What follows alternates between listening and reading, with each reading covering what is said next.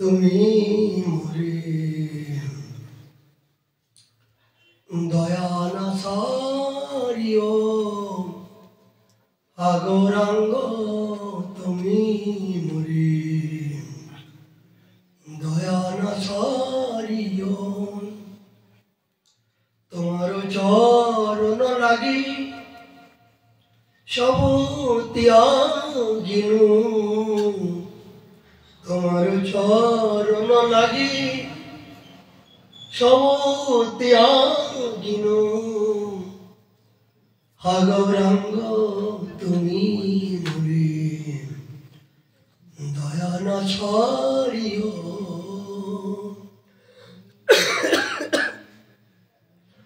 কলেজের পাবন অবতার শ্রীমৎ চৈতন্য মহাপ্রভুর অপার করুণায় শ্রী বৃন্দাবন ধাম মুকুটমণি রাধাকুণ্ড ধামের মধ্যমণি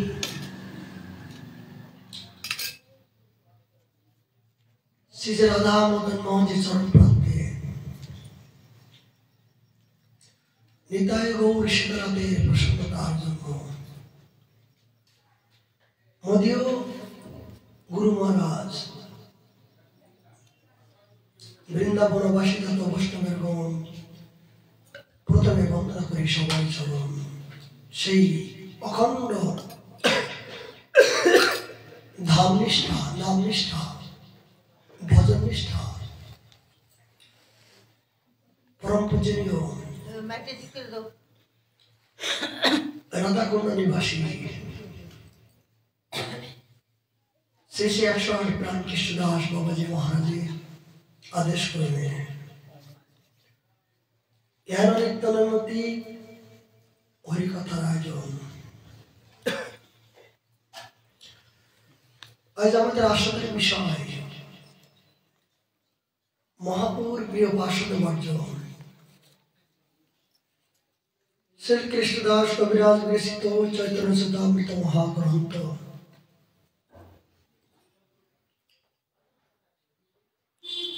মধ্যলীলা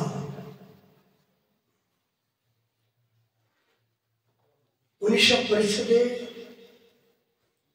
42 নম্বর শ্লোক থেকে পরে থেকে কবিরাজ গোসাই পাদ আমাদের জন্য কি কৃপা করলেন।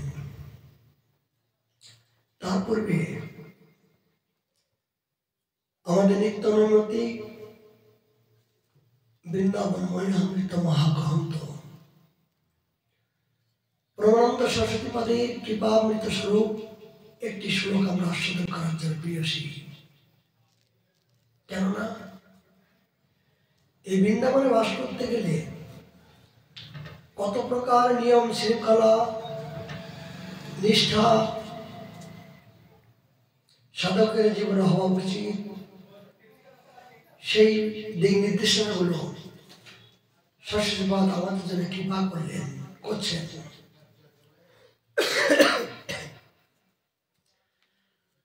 তিনি তার দ্বিতীয় শতকম থেকে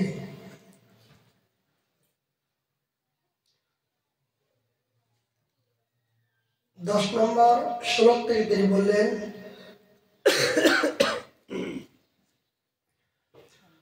পরম কৌতুক বশত রাধাকৃষ্ণ যে স্থানের বৃক্ষলতা বহুবিধ পুষ্পাদি চয়ন করিয়া প্রশংসাপূর্বক তাদের নিজ সেবায় নিয়োজিত করেন, সেই স্থানের সরোবরে তাহারা অনাদি নির্বাহ করেন এবং অনেক বৃহজাতীয় গর্বিত পক্ষ করেন। সেই সর্বসুন্দর বৃন্দাবনকে কাহার না সেবা করা ইচ্ছা হয়। সরস্বতী বললেন, ইহান পবিত্রময় বৃন্দাবন ধাম, যেখানে ষড়ঋতু সম্পূর্ণ ফুলে ফলে বৃক্ষলতা সজ্জিত, সেখানে সুগন্ধি ফুল সমস্ত জগতের কাছে প্রশংসনীয়। এখানে সেই বৃন্দাবন পাওয়ার পরও আমাকে কেন এই বৃন্দাবনের বাইরে যাওয়ার জন্য মনটা ছটফট করছে? তিনি বললেন, এই সরোবরে স্নান আদি, এই স্নান করার পরে যে পবিত্রতা, শুদ্ধতা, বিভিন্ন প্রকার এই ষড়ঋতু সম্পূর্ণ দর্শন করে যে পরম আনন্দিত, আনন্দময়,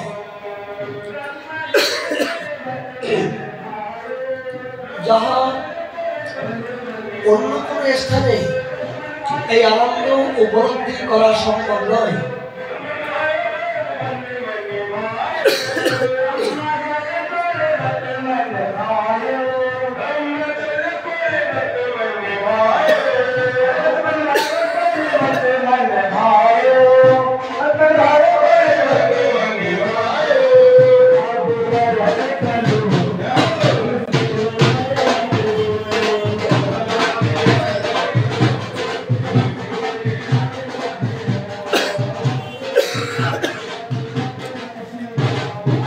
সরস্বতীপাদ তার নিজের অনুভবের মধ্য দিয়ে তিনি বলছেন যে এই অপ্রাকৃত বৃন্দাবনে সাধকগণ যখন প্রবেশ করেন তখন ফুল, ফল, বৃক্ষ, লতা, কীট দেখা মাত্রই যে একটা পরম আনন্দ উপলব্ধি করেন, সেই উপলব্ধি কিন্তু বৃন্দাবনের বাইরে সাধকের জীবনে হয় না, হতে পারে না। কেননা এই 84 করোড় বৃন্দাবনের মধ্য দিয়ে যারা অবস্থান করছেন, কীট, বৃক্ষলতা, তারা সবাই অপ্রাকৃত শ্রীমতী রাধারানীর কিঙ্কর কিঙ্করী হয়ে, তার সেবা দাসক হয়ে, দাসী হয়ে, তাদের কৃতকর্ম অনুযায়ী তারা বিভিন্ন স্থানে জন্মগ্রহণ করে সাক্ষাৎ যুগল কিশোরীর সে লীলা মাধুরী, গুণমাধুরী, রূপমাধুরী, তারা বৃক্ষ হয়েও, কীট হয়েও তারা দর্শন করার মতো সৌভাগ্যবান ইহার পবিত্র ভূমিতে যে প্রাত। সেই পবিত্র ভূমিতে তুমি কদাপিও দর্শন করে, স্পর্শ করো, তুমি যদি পুনরায় আবার সেই বৃন্দাবনকে ত্যাগ করে অন্যত্রে যাওয়ার চিন্তা করো, তাহলে তুমি নিতান্ত অনেক ভুল করতে চলেছ। এই মনুষ্য জীবনের প্রকৃত মনের আনন্দ পাওয়া যদি পেতে চাও, তাহলে বৃন্দাবনে অখণ্ড ভাবে এই জাতীয় অপরূপ দর্শন করো, শোভা দর্শন করো, তাদের পাশে যাও। তারাও পর্যন্ত কথা বলছে, এখনো পর্যন্ত বৃন্দাবনে বাঁশি বাজে রে, এখনো সেই বৃন্দাবনে বাঁশি বাজে রে, বলে এখনো বাজছে। বলে কে দেখতে পাবে, কে শুনতে পাবে? বলে যাদের শোনার মতো চোখ আছে তারাই কেবল শুনতে পাবে। যাদের দেখার মতো গুরু প্রদত্ত সম্পত্তি পরিপুক্ত দশা হয়েছে এই দিব্য জ্ঞান, তারা এখনো পর্যন্ত সে অদ্যবধি গোড়ায় কোনো কোনো ভাগ্যবার্তা দেখিবারে পাই। এখনো দেখতে পাচ্ছে অনন্তকাল ধরে লীলা চলছে। লীলা তো শুধু দাপার যুগে নয়, নিত্য নৈমিত্তিক অনাদিকাল ধরে লীলা চলছে। রাধাকুণ্ডে লীলা কি শুধু দাপার যুগে ভগবান করছেন? নয়, এখনো করছেন। এখন রাধারানী কোথায় আছেন? এখন রাধারানী কোথায় আছেন? রাধারানী এই 3:36 পর্যন্ত এই রাধাকুণ্ডের তটে তিনি অবস্থান করছিলেন। এই 3:36 পরে সখীবৃন্দকে নিয়ে তিনি তার নিজের এই রাধাকুণ্ডের জল নিয়ে সখীদের নিয়ে তার গন্তব্যস্থানে এখন জাবটে তিনি দিকে রওনা হয়েছে। জাবটের যাওয়ার জন্য তৈরি হয়েছে, পৌঁছে গেছে। এখন মহাপ্রভু কোথায়? এখন মহাপ্রভু কোথায়? মহাপ্রভু এখন 3:36 পর্যন্ত শ্রীবাস অঙ্গনায় তিনি কীর্তনাদি বিশ্রাম করছিলেন। 3:36 পরে গঙ্গার কিনারা দিয়ে কীর্তন করতে করতে তিনি আবার নিজের অঙ্গনে আসার জন্য তিনি তৈরি হচ্ছেন। 6টার মধ্যে তিনি আসবেন। এই বিবিধ প্রকার সাধকের জীবনের সময়টা যেন বাধা। প্রকৃত ভজন করতে গেলে, মানুষ হতে গেলে, সাধন করতে গেলে সময়কে মূল্যায়ন করতে হবে। সাধক জীবনে যতক্ষণ পর্যন্ত নিজের ঘড়ির সাথে মনের সম্বন্ধ একাকার না হবে ততক্ষণ পর্যন্ত তার এখনো ভজন শুরু হয় নাই। অব্যক্ত কাল, একটা মুহূর্ত কাল সাধকের জীবনে একটা জনম তার কাছে ক্ষয় হচ্ছে। এই জন্য যতক্ষণ পর্যন্ত সাধক নিজের মনকে বন্দি কারাগারে না করতে পারবেন, বাবা, বন্দি দশায় নিজেকে আবদ্ধ না করতে পারবেন, ততক্ষণ ভজনরূপী ওই অপ্রাকৃত আস্বাদন রস তিনি উপলব্ধি করতে পারবেন না। কথা করে মনে রাখবেন। কেননা একটা জঙ্গল থেকে পোষা পাখিকে নিয়ে খাঁচার ভিতরে যতক্ষণ পর্যন্ত না ঢোকাতে পারবেন ততক্ষণ পর্যন্ত কিন্তু আপনার বশীভূত হবে না। হবে? কতক্ষণ হবে? জঙ্গল থেকে জঙ্গলের পাখিগুলো নিয়ে যতক্ষণ পর্যন্ত খাঁচার ভিতরে বন্দি আকারে করে আবদ্ধ করে নিজের আয়ত্ত না করতে পারবেন ততক্ষণ পর্যন্ত কিন্তু কথা বলবেন, আপনার কথা শুনবে না। শুনবে? বসে বেগুন বসেন, আমার মন রূপী এই পাখিগুলো বিভিন্ন প্রকার জন্ম জন্মান্তরের বিভিন্ন অখাদ্য কুখাদ্য কুসঙ্গ বিশৃঙ্খলা ভাবে উড়ন্ত অবস্থায় চলেছে, কিনারাহীন, ঠিকানাহীন, মালিকহীন, আশ্রয়হীন। যা পেয়েছি তাই করেছি, যে সঙ্গ পেয়েছি সেই সঙ্গ করেছি, কিন্তু প্রকৃত গন্তব্যস্থান কিনারাহীন ভাবে বিচরণ করেছিলাম। এই মন রূপে পোষা পাখিটা আমি ঠিকানা বিহীন চলেছিলাম। বলে কখন ঠিকানা হলো? শ্রী গুরুদেব করুণা করে আশ্রয়দাতা, আশ্রয় হবার পরে আমি একটা কেন্দ্রবিন্দু পেলাম। কতটা শ্রবণ করবেন? এই গুরুচরণ আশ্রয় করার পরে সাধকের জীবনে একটা খাসা কেন্দ্র, আমি একটা কেন্দ্র পেলাম। এই কেন্দ্রের মধ্য দিয়ে আমাকে বন্দী হতে হবে। বলে কি বন্দী?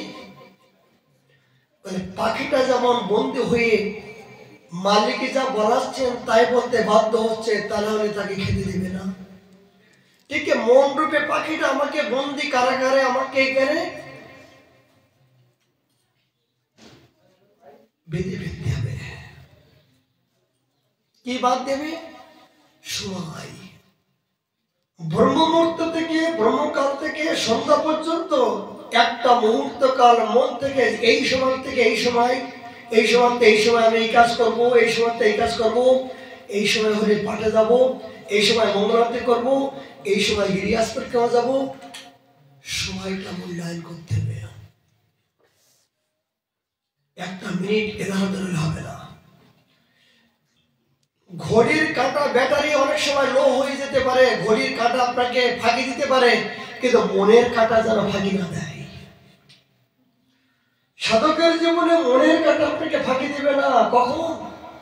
যখন আপনি জীবনে ভজনকে আশ্রয় করবেন, এই ভক্তি মহারণীকে আপন করবেন, আপনার সময় হলে ভক্তি মহারণী ঘড়ির কাঁটা আগে আপনাকে জাগাই দেবে যে তোর সময় হয়ে গেছে, মঙ্গলারতি উঠবি না,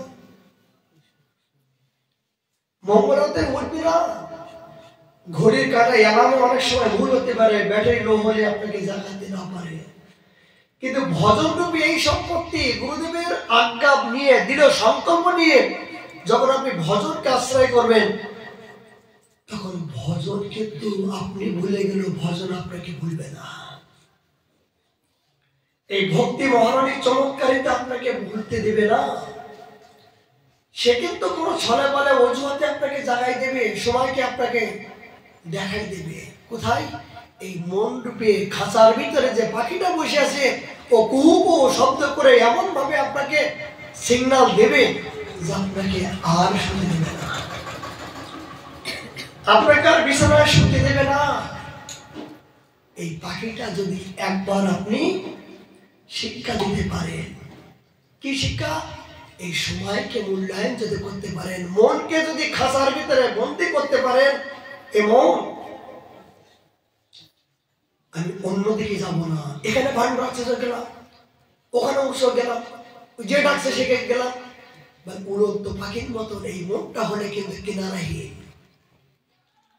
আপনাকে একটাই পথ অবলম্বন করতে হবে, কি?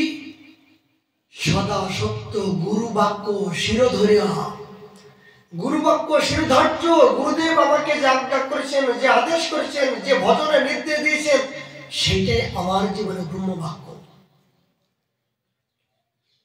আমার এছাড়া জগতে কাউকে চিনি না, জানি না, বুঝি না, জানতে চাই না।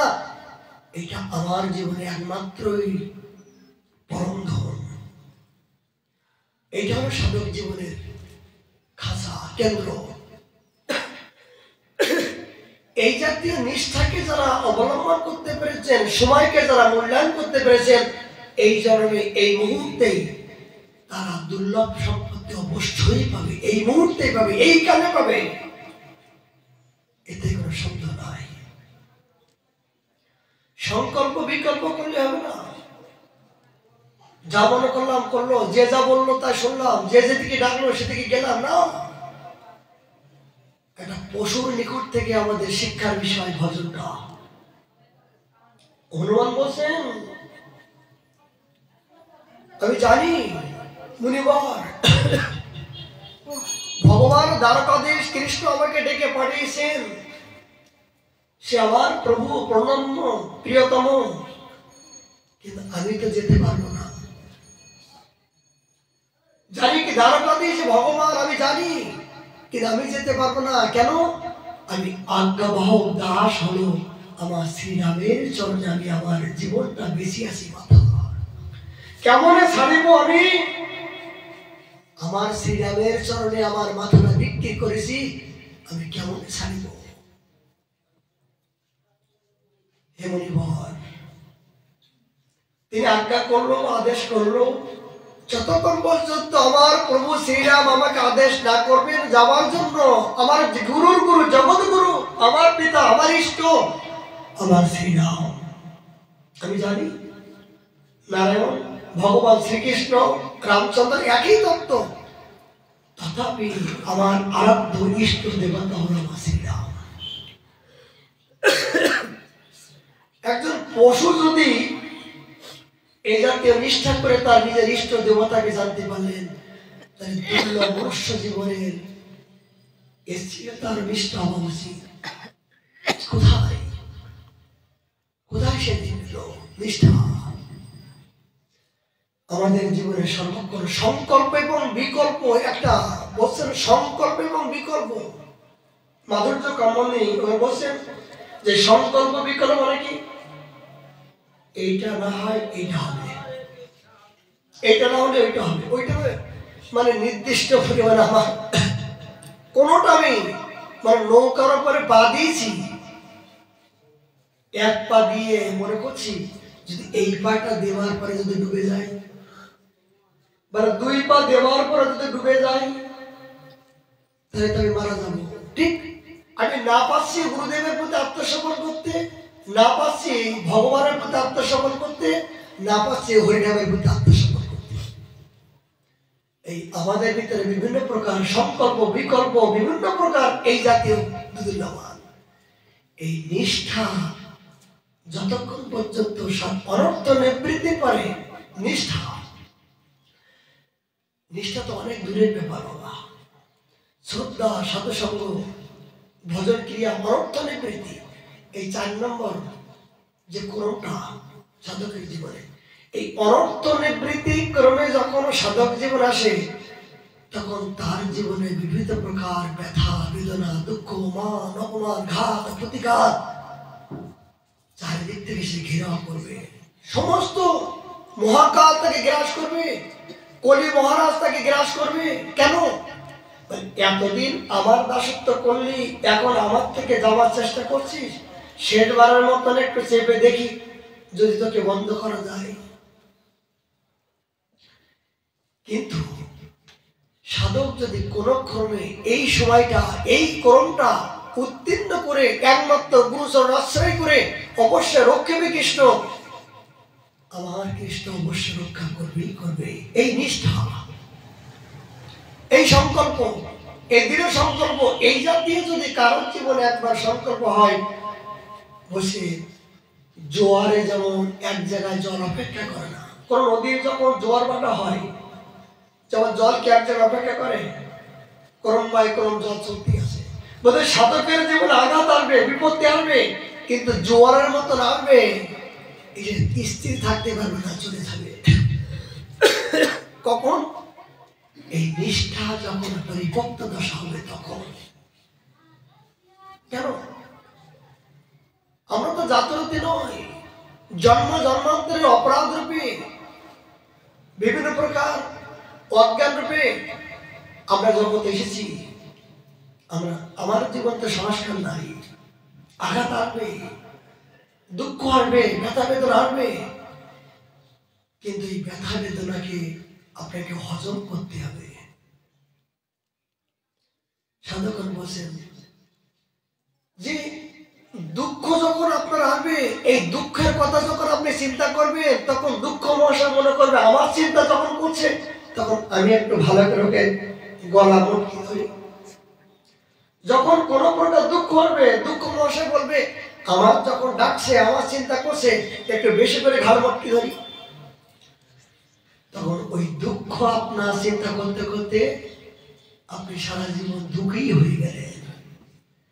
কিন্তু সাধক জীবনে কি জানেন? দুঃখ যখন হবে তখন উচ্চস্বরে হরিনাম করতে করতে ভাগ্যের মতন যখন চিৎকার করবে, দুঃখ মনে করবে আমি তো সুযোগ পেয়েছিলাম কিন্তু আশ্রয় তো পাচ্ছি না, আমাকে আশ্রয় দিচ্ছে না। তখন ধীরে ধীরে ওই হরিনাম শ্রবণ করার পরে এই জাতীয় জঙ্গলের মধ্য দিয়ে যদি কোনো বন্য পশু থাকে ছোট ছোট, আর সিংহের গর্জন যখন শ্রবণ করে তখন তারা ভয়তে যেমন পালাবার জন্য বাপ বাপ বলে পালায়, ঠিক সাধক যখন যখন দুঃখ আসবে, ব্যথা বেদনা আসবে, জোর করে চিৎকার করে হরিনাম করুন, গুরুচরণ স্মরণ করুন, ভগবানের চিন্তা করুন, দেখবেন আপনার এই দুঃখগুলো বাপ বাপ বলে পালিয়ে বলবে আর তো এখানে আশ্রয় পাচ্ছি না।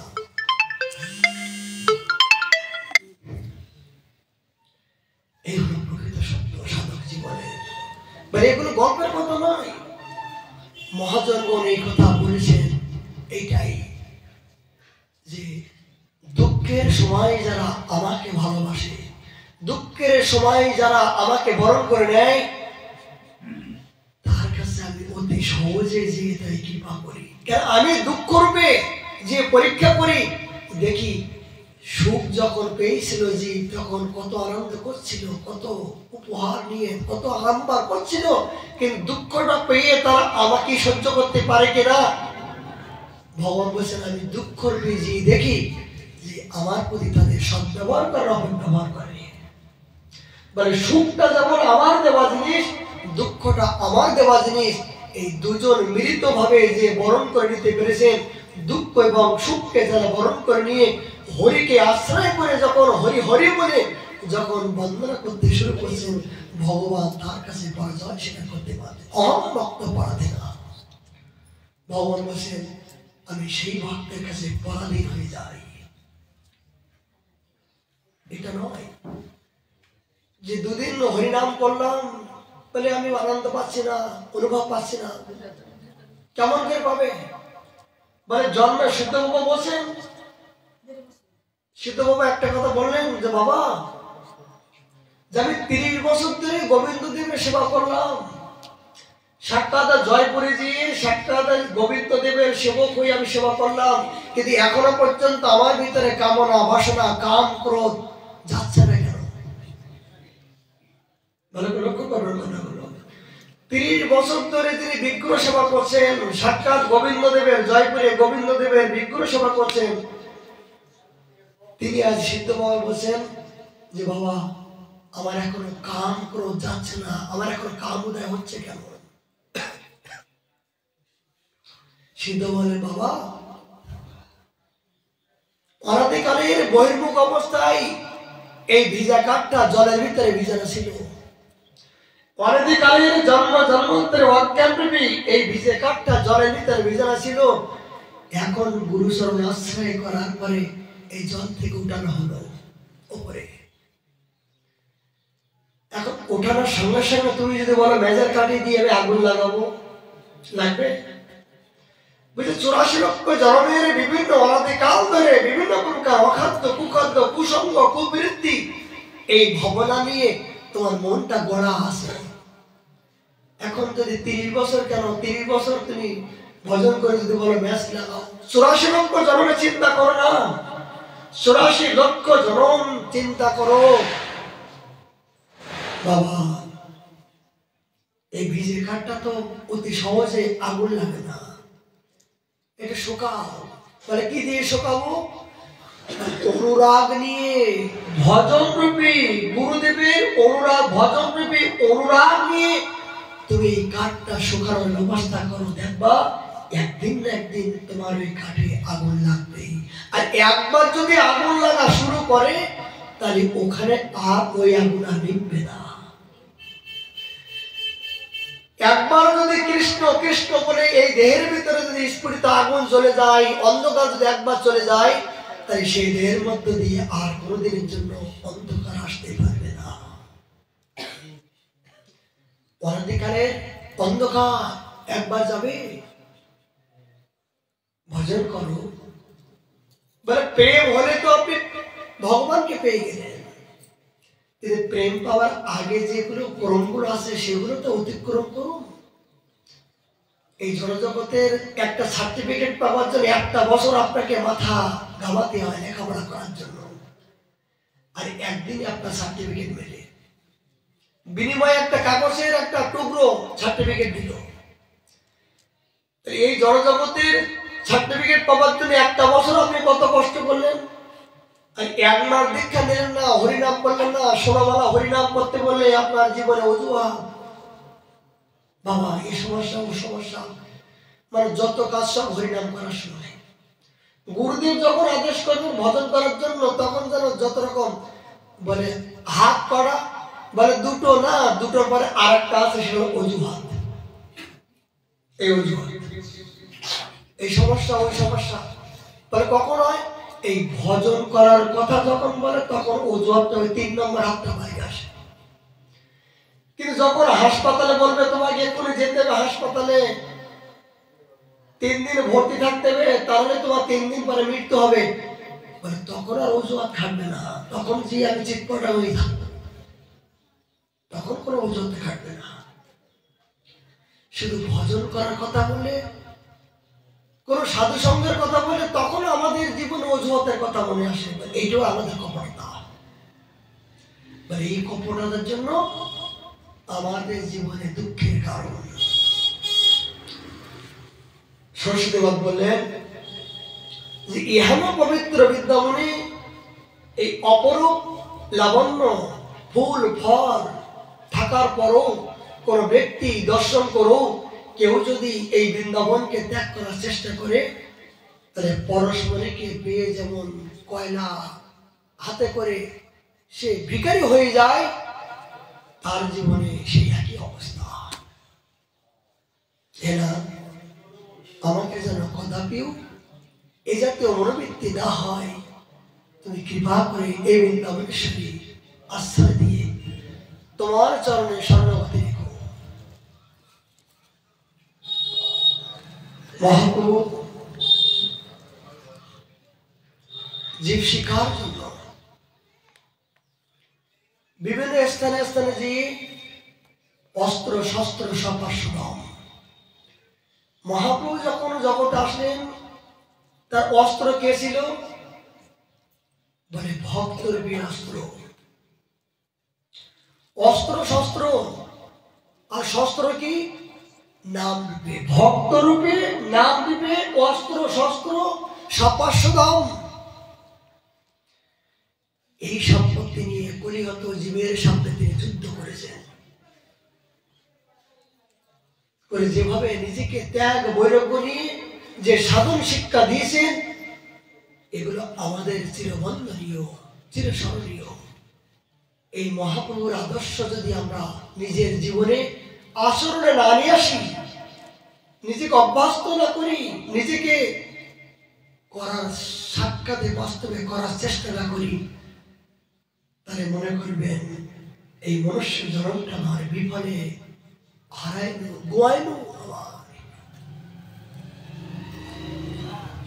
প্রভুর মহিমা দেখি লোকে চমৎকার, প্রিয়াগে প্রভুর লীলায় নারী বন্দিবার। মহাপ্রভু যখন প্রিয়াগে আসলেন, আসার পরে বিভিন্ন প্রকার তার চমৎকারিতা ভক্তগণ দেখে অবাক হয়ে গেলেন।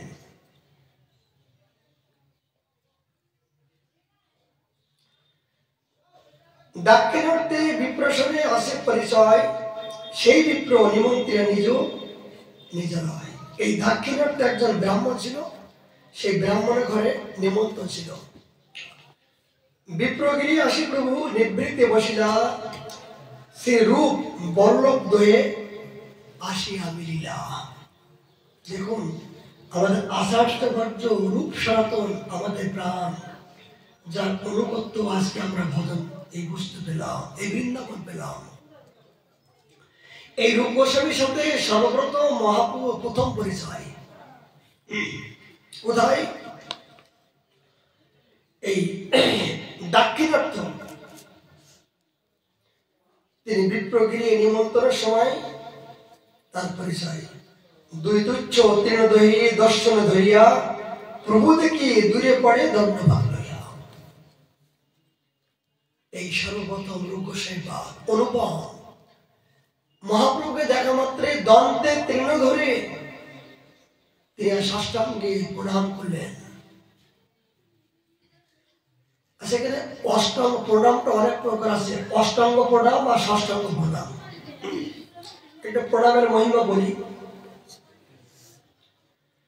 বুঝে ষষ্ঠাঙ্গে প্রণাম আর অষ্টাঙ্গে। অষ্টাঙ্গ বলতে গেলে দুই পা, এই দুই পা গোড়ালি 2, 4, 6, 7, 8, মানে সর্বাঙ্গ। এই সর্বাঙ্গ ভাবে যখন ভগবানের চরণে সমর্পিত করা হয়, এটা ষষ্ঠাঙ্গ। তুমি একটা শুনে রাখবেন, এই ষষ্ঠাঙ্গে প্রণাম করতে গেলে কোনো কাপড় গায়ে, কোনো জামা গায়ে দিয়ে এই ষষ্ঠাঙ্গে প্রণাম করবেন না। করলে কি হবে? কুষ্ঠ ব্যাধিতে আপনাকে আক্রান্ত হতে হবে।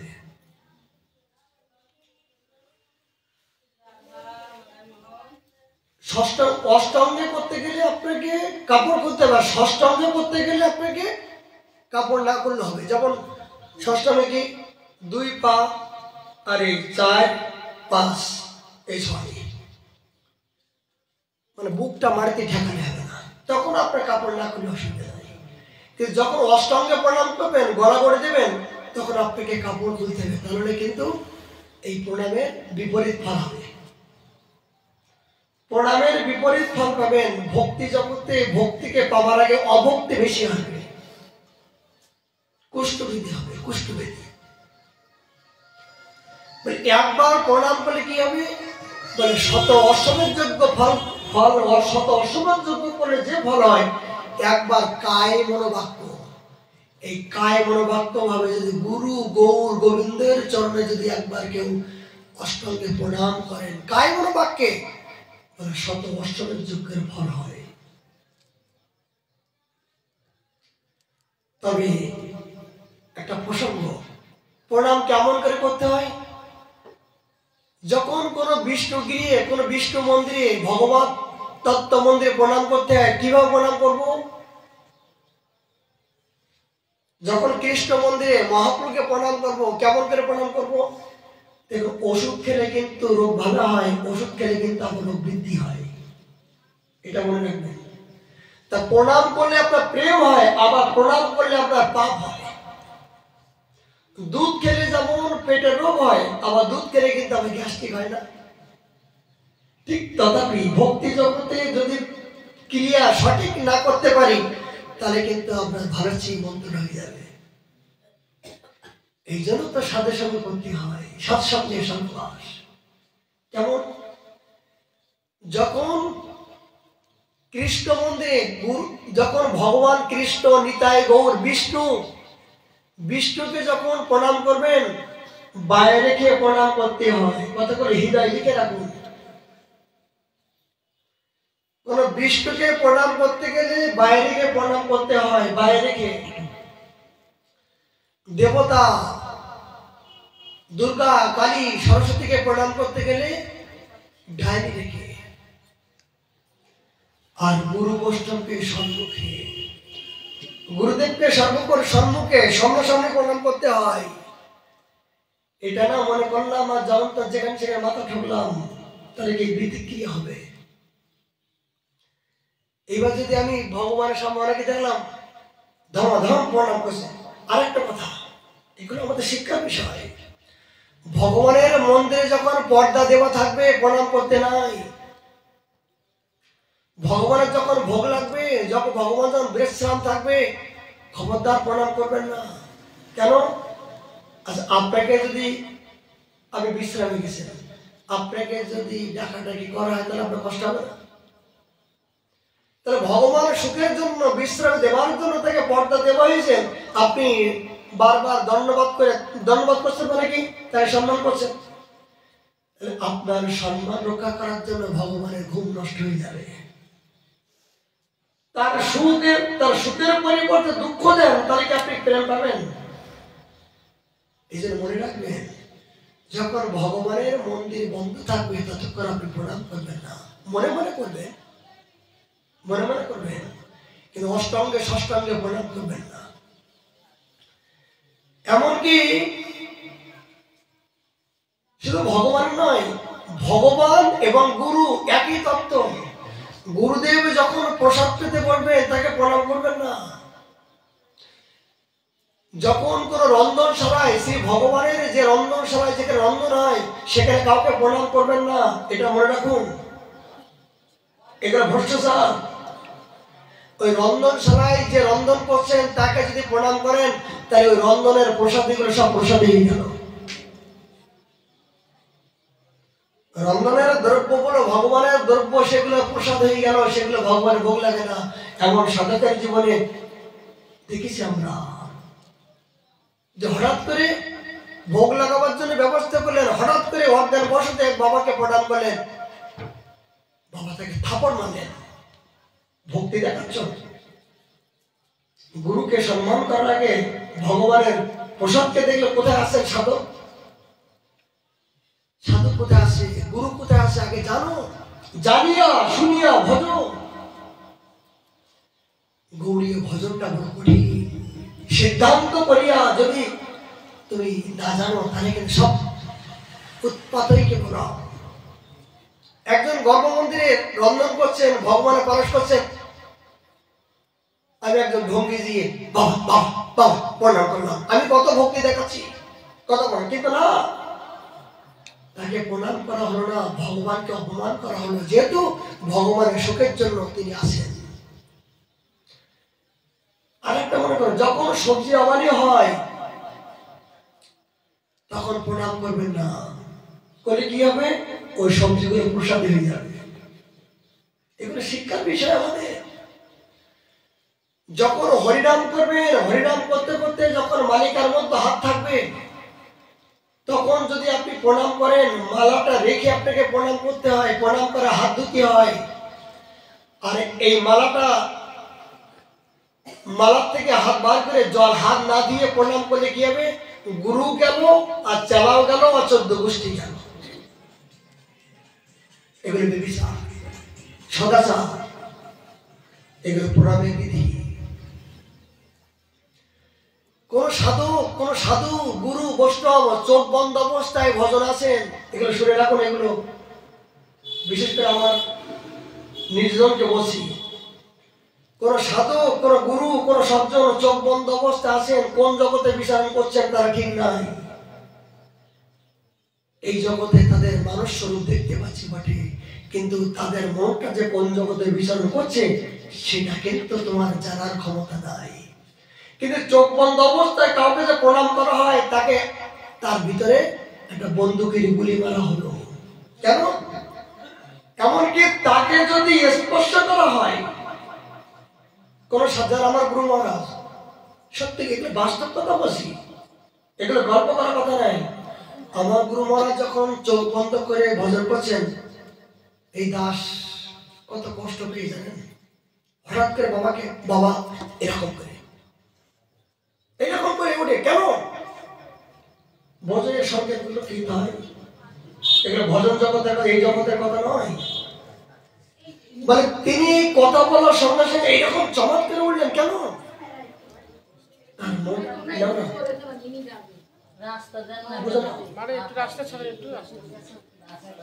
এগুলো সংকেত আপনাদেরকে বলে দিচ্ছি, যেহেতু এই জগতে যদি বৃন্দাবনে ভজন করতে চান, এই সংকেত গুলো জেনে রাখা ভালো, কোন ক্রমে ভুল করে যেন এই জাতীয় আপনারা না করেন। গুরু মহারাজ হঠাৎ করে এমন চমকে গেলেন, এই তার চমকানো দেখে মানে বিদ্যুতের মতো হঠাৎ করে শক লাগলে, যদি হঠাৎ করে কারেন্টের শক লাগে না, তখন কি অবস্থা হয়ে যায়? চমৎকার না?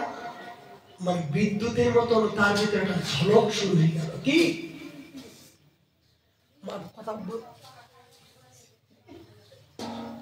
কেন? এই মনটা তো তিনি অন্য জগতে বিচরণ করছিল না, এই মনটা তো তার এই দেহের ভিতর ছিল না। এই জড়, এই রক্ত মাংসের পিণ্ডের মধ্য দিয়ে মনটা ছিল না। মনটা তো অন্তর্দশায় সেই ভগবানের লীলা ক্ষেত্রে, লীলারাজ্যে তিনি বিচরণ করছিল। কিন্তু যেমন দেখুন, একজন ঘুমন্ত আছে, হঠাৎ করে আপনি গায়ে হাত দিন, তার কি অবস্থা হবে? তাই এরকম কম্পিত হবে না? তাই ঘুমন্ত অবস্থায় মানুষের যদি এইরকম তার কষ্ট, এমনকি ঘুমন্ত ব্যক্তির গায়ে হাত দিলে সে ঘুমের ব্যাঘাত ধরে তাকে থাপ্পড় দিতে শুরু করে, তুই আমার কষ্ট দিলি। জড়জগতের নিদ্রার যদি, এই জগতের দেহ সুখের যদি এই তার এই বিরক্ত বোধ হয়, ভজন জগতে যদি মনটা একবার ওই মনের সাথে লেগে যায়, আর ওই মনের সাথে যদি একবার ঝলক দর্শনে ওই রাজ্যে যদি কেউ প্রবেশ করে, তার যদি কেউ ব্যাঘাত ঘটে, তার যে কি অবস্থা হয় বাবা। কিছু কিছু কথার উপাধি নাই, কিছু কিছু কথার উত্তর দেওয়া যায় না, বোঝানো যায় না, বলে বোঝানো যায় না, শিক্ষা দেওয়া যায় না। এগুলো নিজের ভিতর থেকে যখন এই সময়টা সাধকের জীবনে হয়, আসে, তিনি তখন বুঝতে পারে এই কথাগুলোর কত প্রয়োজন। এই জাতীয় সাধকগণ এখনো পর্যন্ত বৃন্দাবনে ভজন করছেন। এই কথাগুলো এর আগেই বলেছি, এই কথাগুলো এই বাস্তবের কথা বলছি আমি। হঠাৎ করে একদিন আমার বড় গুরু ভাই এই রাস্তা দিয়ে যাচ্ছিলেন, এই রাস্তা দিয়ে পরিক্রমা করতে করতে আমি হঠাৎ করে তাকে প্রণাম করলাম। বাবা, সত্যি কথা বলতে আমার কোনো গল্পগত কথা নাই। যখন প্রণাম করলাম, এই প্রণাম করার সঙ্গে সঙ্গে ঠাস করে দুই দিকে এমন থাপড় মারলো যে দুই দিকে লাল হয়ে গেল। আচ্ছা বলুন তো কি অপরাধ ছিল যে তার পায়ে ধরে আমি প্রণাম করলাম? এই তো তার সম্মান করলাম, প্রণাম করলাম। এটা মনে করবেন না যে আমি সাধুকে প্রণাম করে আমি সিদ্ধ হয়ে যাব, সাধুর আশীর্বাদ নয়। আগে জানতে হবে যে যাকে প্রণাম করছি তিনি কোন জগতে আছেন, কোন অবস্থা আছেন, সে প্রণামটা গ্রহণ করছে কিনা। তিনি যদি প্রণাম গ্রহণ করেন তবেই তোমার কৃপা হবে, কিন্তু তোমার প্রণামের পরিবর্তে সে যদি মনে দুঃখ পায়, তাহলে কিন্তু তোমার কৃপার থেকে কিন্তু অভিশপ্তটা বেশি হয়ে গেল। যখন দুই সাইডে চর মারল বাবা, তখন চোখ দিয়ে জল টপ টপ করে পড়লো এই কুণ্ডের পাশে। কাঁদছি বুক ফেটে, এনা আমি তো প্রণাম করলাম, সম্মান করলাম বাবাকে, উনি আমাকে চর মেরে চলে গেলেন। আবার ফিরে আসলো, এসে আমার হাত ধরে বললো, তুই আমার ক্ষমা করে দে। কেন বাবা? বলছে, তপন জানিস, এই মধ্যাহ্নকালে শ্রীমতী রাধারানী রাধাকুণ্ডের তটে জল বিহার করছে। এই জল বিহার করতে করতে আমার রাধারানী হাতের কনকণ্ড পড়ে গিয়েছিল। আমি চাতুরতা ভাবে আমি মঞ্জুরি স্বরূপে অবস্থায় এই হাতের চুরিটা পরাতে যাচ্ছিলাম।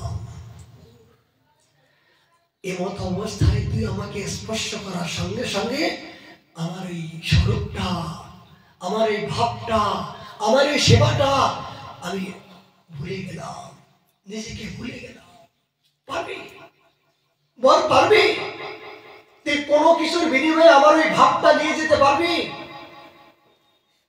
তোকে আমি একটা চড় মেরেছি, হয়তো তোর কষ্ট হয়েছে,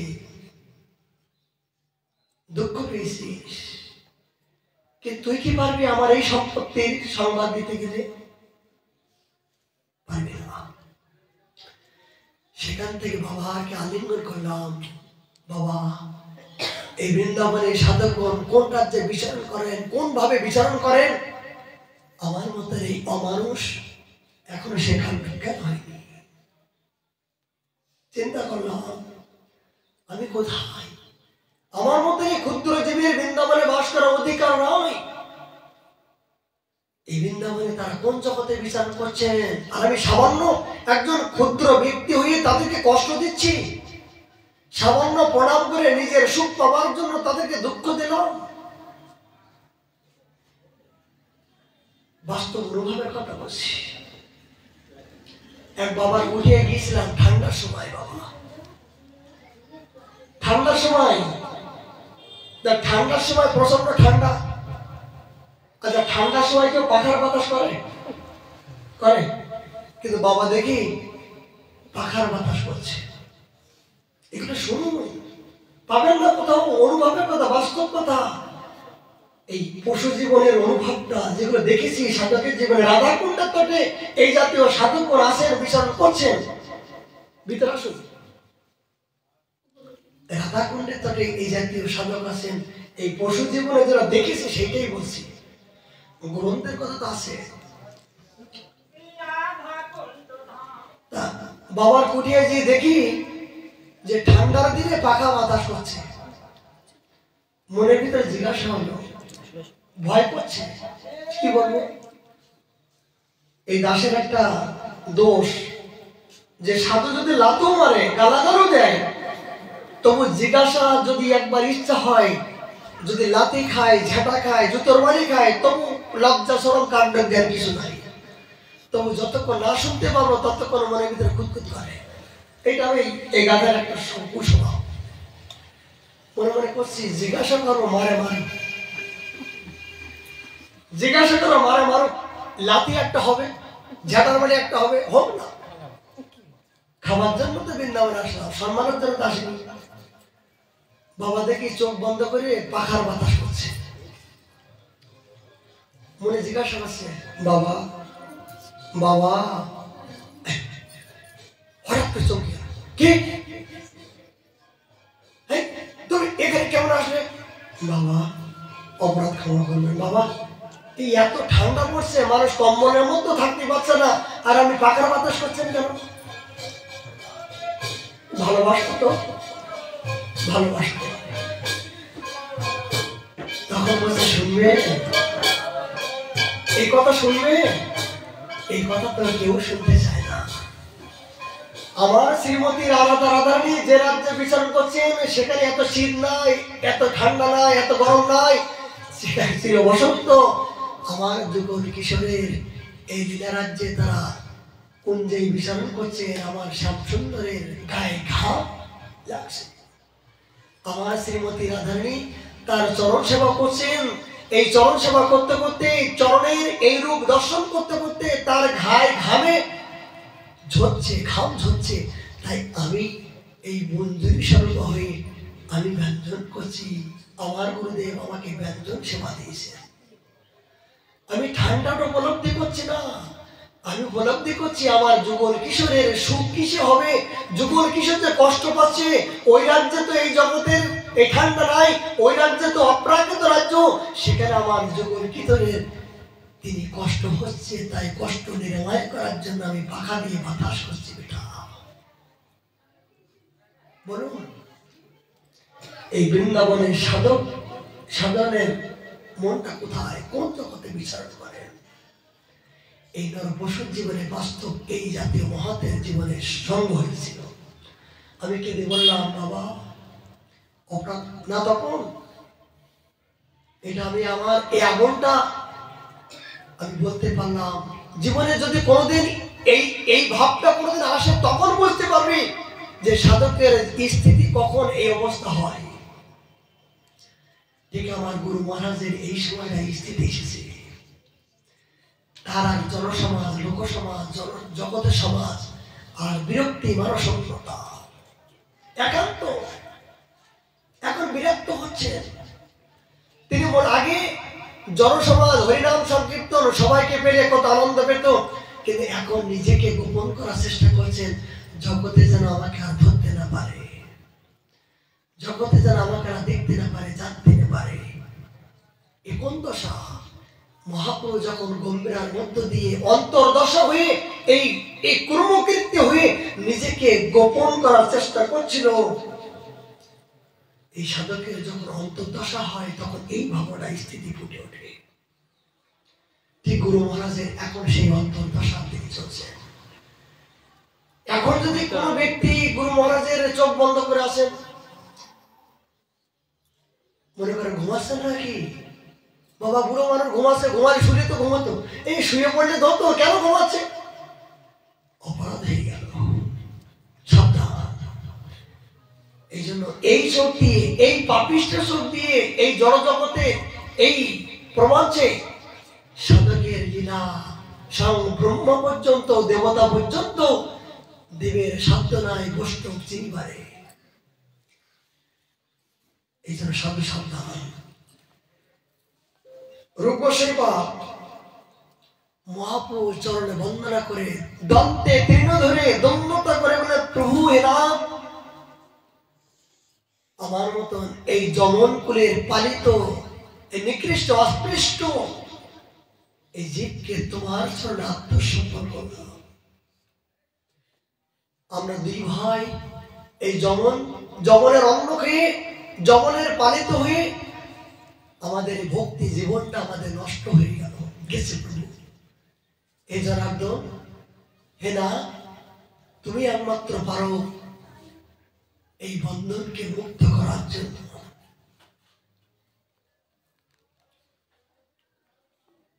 নানা সমক পড়িয়ে ওঠে পরে বারবার, প্রভু দেখি প্রেমাবেশে হইল দুয়ার। রূপসেবাদ মহাপ্রভু চরণে বিভিন্ন প্রকার স্বরগ স্তুতি করছেন। ঘোর অন্ধকার ছন্দ পড়ে আছি,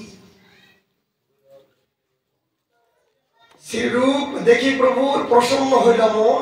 ওঠো ওঠো রূপ, আইসো বলিল বন্দন মোচন।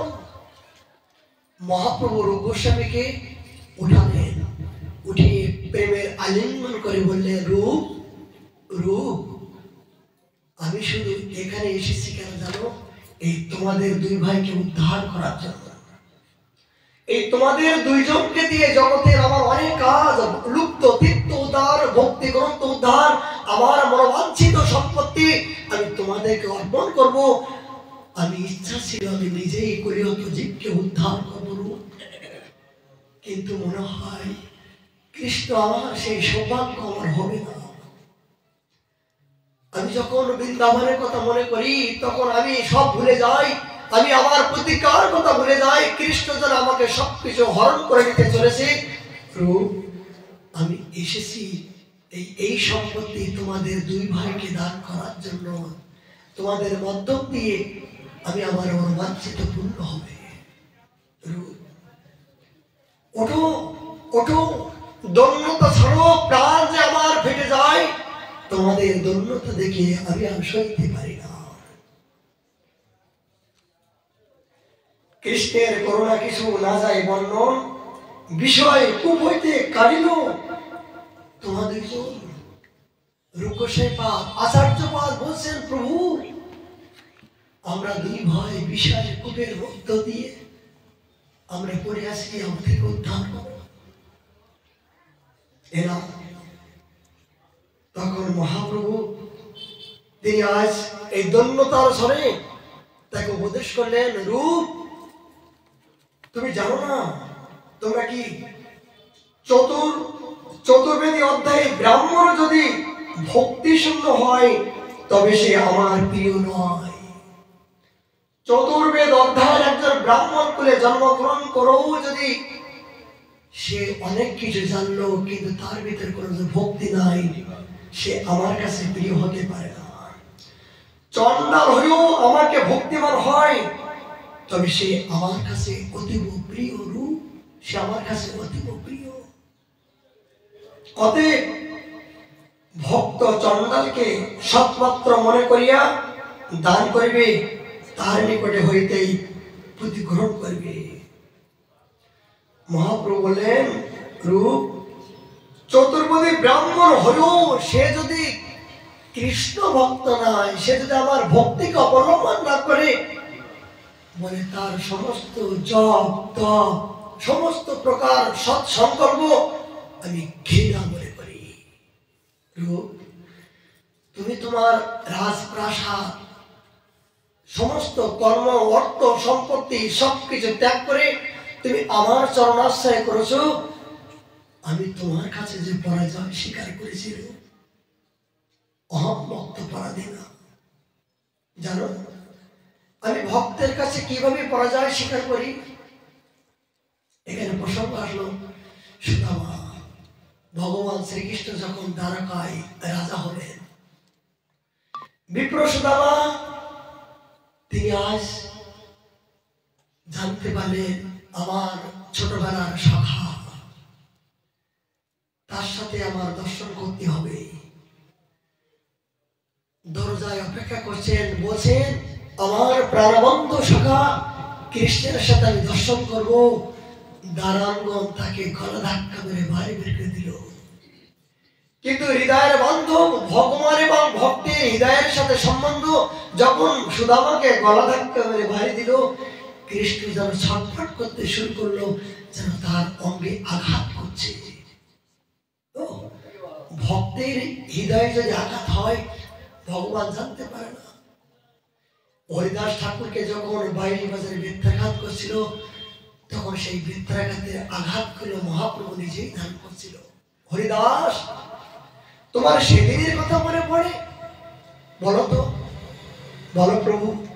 বলে 22 বাজারে যখন একটা বাজারে বেত্রাঘাত করলে আমার বাঁচতে পারে না, আর 22টা বাজারে তোমাকে যখন বেত্রাঘাত করছিল তুমি কি মনে করছিলে বলো? প্রভু আমি মনে করছিলাম আমাকে ফুলের পাপড়ি দিয়ে আমাকে সম্বোধন করছে। তখন মহাপ্রভু বললেন, না রে হরিদাস, যত প্রকার আহার প্রহার করছিল ওই প্রহারটা আমি দিয়েছিলাম, আর ওই প্রহারের পরিবর্তে ফুলের পাপড়িগুলো আমি তোমাকে ছুড়ে দিয়েছিলাম। আমার ভক্তকে আমি সর্বক্ষণ আমি উদ্ধার করে থাকি, ভক্তকে আমি ছায়া দান করে থাকি। তোমাকে কষ্ট না দিয়ে তুমি ওই মুখ দিয়ে আমার নামকে আশ্রয় করছিলে, এই নামে আবিষ্ট হয়ে তোমার আঘাতগুলো আমি নিজেই বহন করছিলাম। তার প্রমাণ দেখো। দেখি প্রভু। মহাপ্রভু অঙ্গে দেখালেন যে ওই সমস্ত চাবুকের আঘাতগুলো মহাপ্রভু গায়ে ছিন্ন বিচ্ছিন্ন হয়ে চাবুকের যখন রক্ত ঝরঝর করে পড়ছিল, তখন হরিদাস ঠাকুর কেঁদে বললেন, না আমার মতন এই কোরআনকারের আঘাত তুমি সহ্য করবে? আমি এখন বুঝতে পারলাম, আমাকে এত প্রহার করলো কিন্তু আমি কিছুই বুঝতে পারিনি, কিন্তু তুমি আমার আঘাতগুলো সহ্য করলে। মহাপ্রভু বললেন, হ্যাঁ আমি করার জন্য সংকল্পবদ্ধ, অহম ভক্ত পরাধীনা। কেউ যদি আমার নামকে আশ্রয় করে, আমার ধামকে আশ্রয় করে, আমার ভক্তিকে আশ্রয় করে, আমার ভক্তকে আশ্রয় করে, আমার গুরুকে আচার্যকে আশ্রয় করে, আমি তার কাছে জন্ম জন্মান্তরে কিঙ্কর হয়ে তার দাসত্ব স্বীকার করে। হরিদাস এইটা যদি আমি নিজে না করি, জগতে এই কথাগুলো অমুক্ত পরাধীনা, এই কথাগুলো ব্যর্থ হবে। আমি করি, এখন করি। মহাপ্রভু হরিদাসকে দেখালেন। হরিদাস ধন্য তার মূর্তি মূর্তি। প্রভুরা, আমি যেমন করে আমার জন্ম, সবাই আমাকে যেমন চন্ডাল করে ঘৃণা করে অবজ্ঞা করে, আর তুমি আমাকে এত বড় উপাধি দিয়ে আমার তোমার চরণে আমাকে আশ্রয় দিলে। হরিদাস, তুমি কে তুমি জানো না? তুমি যে কে তুমি নিজেই জানো না, আমি জানি। হরিদাস, আমি তোমাকে দিয়ে জগৎ যে অনেক কাজ বাকি আছে, তোমাকে দিয়ে জগতে অনেক শিক্ষা দেবো। জগতে যাকে ঘৃণা করে, অবজ্ঞা করে, পদদলিত করে, তাকে আমি এমন সিংহাসন, এমন স্থান দেব, জগতে যেন তাকে দেখে সবাই প্রণাম করে। জগৎ যেন তাকে প্রণাম করে। করছিল কিনা বলুন? এই হরিদাস ঠাকুর জগতে তাকে ঘৃণা করে অবজ্ঞা করলো, মহাপ্রভু তাকে ভালোবেসে নাম আচার্য উপাধি দিয়ে জগৎকে বন্দনা করলো। দেখো, যাকে তুমি ঘৃণা করলে, অবজ্ঞা করলে, আমি তাকে নাম আচার্য। এমনকি হরিনাম করতে গেলে এই হরিদাস ঠাকুরের নাম স্মরণ না করে এই মালিকা যদি আপনি ধরেন, তাহলে নাম প্রভু প্রসন্ন হবে না।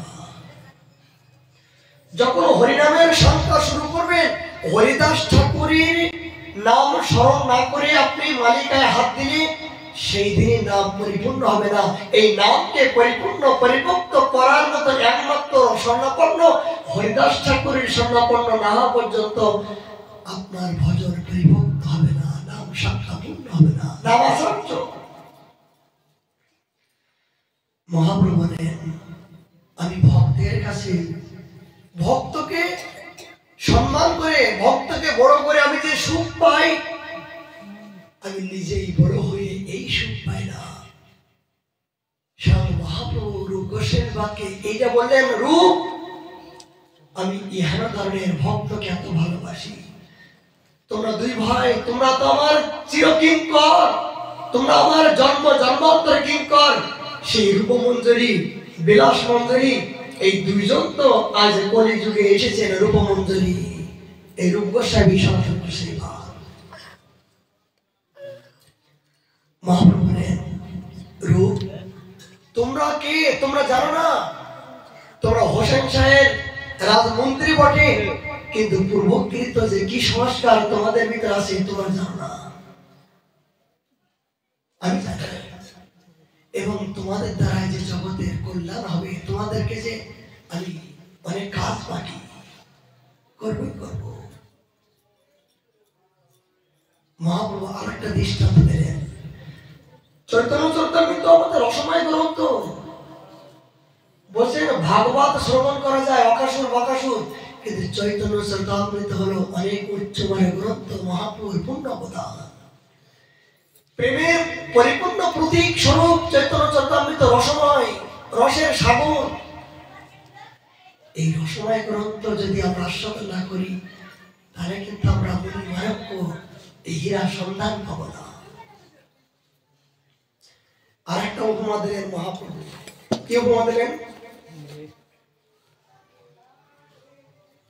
একদিন বিল্লমঙ্গল ঠাকুর চিন্তামণি তাকে বললেন, বিল্লমঙ্গল, তুমি আমার এই নশ্বর দেহটা, রূপটা দেখে তুমি পিছনে বসাবো, বাচ্চাদের সামনে বসা ঠিক করে নেই,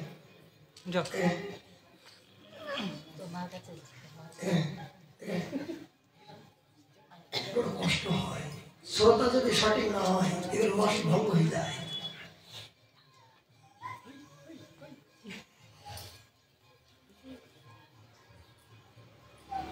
বিল্লমঙ্গল ঠাকুর যখন চিন্তামণি তাকে উপদেশ করলেন, বিল্লমঙ্গল, তুমি আমার নশ্বরে এই দেহটা দেখে তুমি আকৃষ্ট হলে, এর চেয়েও যদি আরো অপরূপ সুন্দরী জগতে আছেন জনার্দন, সেই জনার্দনকে তুমি দেখতে পেতে, তাহলে আমার মতো এই বিচ্ছিরি কুচ্ছিরিকে আর তুমি তাকাতে পারতে না।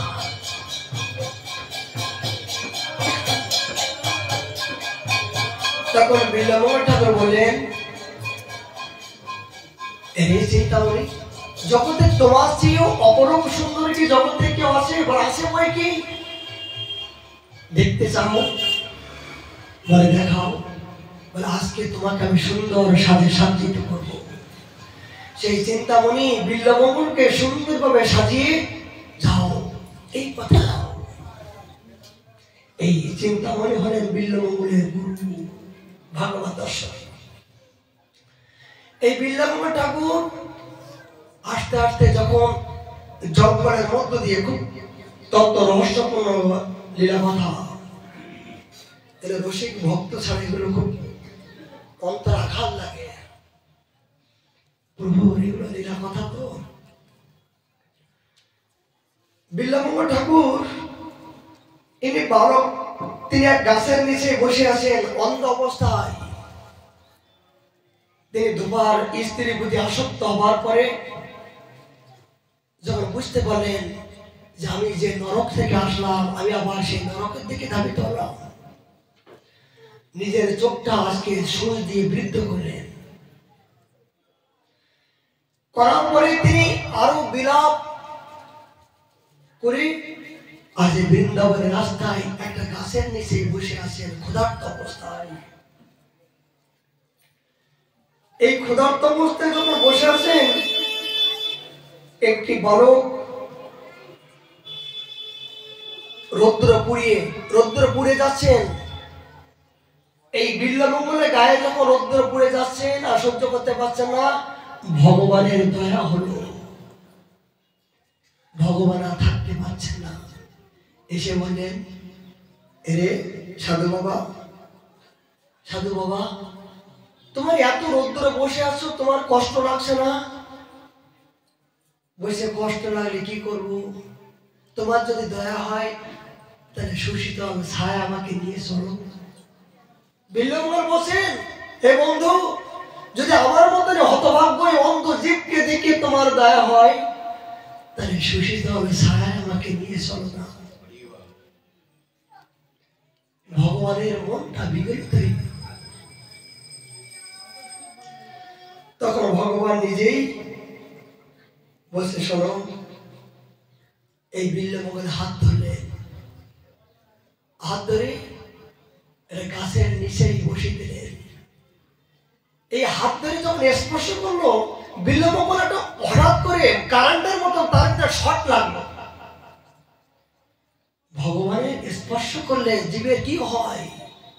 এই বিল্লমঙ্গল এবং কৃষ্ণের স্পর্শ যখন হলো, তখন ভিতরে আগুনের মতো একটা শর্ট অনুভব করলো। কার স্পর্শ করলাম? কি আমার পাশে আসলো? তখন তার ভিতরে একটা তোলপাড় সৃষ্টি হচ্ছে।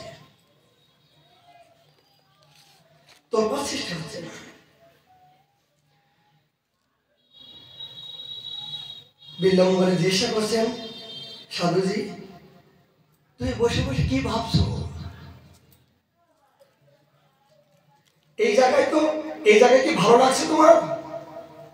বিল্লমঙ্গল বললেন, খুব ভালো লেগেছে ভাই। তুমি বসে বসে তোমার চিন্তা করছি। বিল্লমঙ্গল বলছে, এই জায়গায় খুব ভালো লাগছে, বসে বসে তোমার চিন্তা করছি। তখন ভগবান বলল, তুই তো অন্ধ, দেখতে পাস না, কিন্তু আমার চিন্তা করছিস, আমাকে কেমন করে জানলি, কেমন করে চিনতে পারলি? তখন বিল্লমঙ্গল বলে, তুমি যেন আমার কত জন্মের আপনজন। তোমাকে স্পর্শ করা মাত্রই যেন আমার মনে হচ্ছে কোথায় দেখেছি।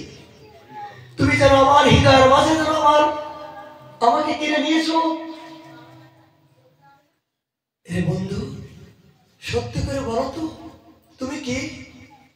তুমি কোথায় থাকো? তোমার পরিচয় কি? সত্যি করে তোমার পরিচয়টা দাও। ভগবান থাকতে পারল না। বালকটি বলল, সাধুরা শুনেছি বসে বসে শুধু ভগবানের নাম করে, আর তুমি কেমন সাধু যে সব ছেড়ে শুধু আমার নাম করছো? ভগবান বলছে যে তুই জঙ্গলের নিচে সাধুরা শুনেছি শুধু ভগবানের চিন্তা করে, আর তুমি কেমন সাধু, তুমি ভগবানের চিন্তা না করে আমার চিন্তা করছো? বিল্লমঙ্গল বলেন, কি জানি কৃষ্ণ নাম করতে করতে গিয়ে শুধু তোমার কথা মনে পড়ছে, তোমার কথা সর্বক্ষণ প্রতিদিন অন্তর দশায় আমি যেন তোমার ভাবে ভাবিত, মনে হয় যেন তোমাকে কোথায় দেখেছি, সেরা সেরা মনে হচ্ছে। হবারই কথা, ভক্ত এবং ভগবানের সাথে যদি একবার আকর্ষণ বিশ্বাস হয়, সে তো দেখারই কথা। বালকটি বলল, রে তুমি কি সত্য করে বলো বন্ধু, তুমি যদি প্রকৃত আমার বন্ধু হও, তোমার পরিচয় দাও, তুমি কোথায় থাকো, তোমার নাম কি? তখন বালক বলেন, আমি একজন গোপ শিশু মাত্র, এই গোকুলে আমার বাস, আমাকে যে যেভাবে ডাকে আমি সেখানে যাই। তবে শোনো, এই দুপুর বেলা তুমি উপবাস আসো, আমার মা তোমার খাবারের জন্য কিছু প্রসাদ পাঠিয়ে দিয়েছে, তুমি গ্রহণ করো। ভগবান নিজেই বিল্বমঙ্গলের জন্য প্রসাদ নিয়ে আসছেন, বলছেন যে আমার মা তুমি ক্ষুধার্ত আছো 3 দিন ব্যাপী, কিছু খেতে পাওনি, এগুলো পাও। বিল্বমঙ্গল বলে, তাই নাকি? আমার খাবার পাঠিয়েছে তোমার মা, কই দাও দেখি তো, দেখি তো। বালক বলল, আমি আসন পেতে দিচ্ছি তোমার জন্য। ভগবান বলছেন, আমি তোমার জন্য আসন পেতে দিচ্ছি, এই প্রখর রোদ্রে তোমার প্রসাদ পেতে গেলে কষ্ট হবে না। ও ভগবান মনে মনে করছেন, এই বিল্বমঙ্গল সারা জীবন আমার জন্য কত কষ্ট করছে, আমি ভগবান হয়েও ভক্ত সেবা করার জন্য তোমার ইচ্ছা, আমি এই সুযোগ পেলাম, একটু নিজে হাত করে বিল্বমঙ্গলকে সেবা করার সুযোগ পেলাম। ভগবান নিজে আসন পেতে দিয়ে অন্ধ বিল্বমঙ্গলকে হাত ধরে বসেন, বিল্বমঙ্গল এই আসনে বসো, আর এই থালার মধ্য দিয়ে প্রসাদ রাখা আছে।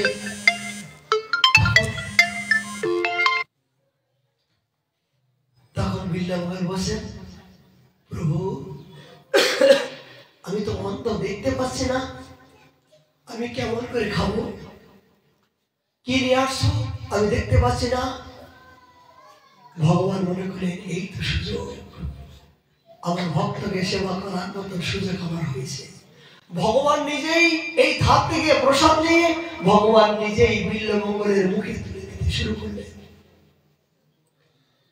বিল্বমঙ্গল এই ভক্তের স্পর্শ, হাতের প্রসাদ স্পর্শ করা মাত্রই তিনি আর থাকতে পারছেন না। সত্য করে বিল্বমঙ্গল ভগবানের হাত ধরে বললেন, বন্ধু সত্য করে বলো তুমি কে, সত্য করে বলো, আমাকে মনে হচ্ছে তুমি এই জগতে কেউ নাই। সারা জীবন ধরে আমি আমার পিতার শ্রাদ্ধ, আমি আমার সর্বগুলো পর্যন্ত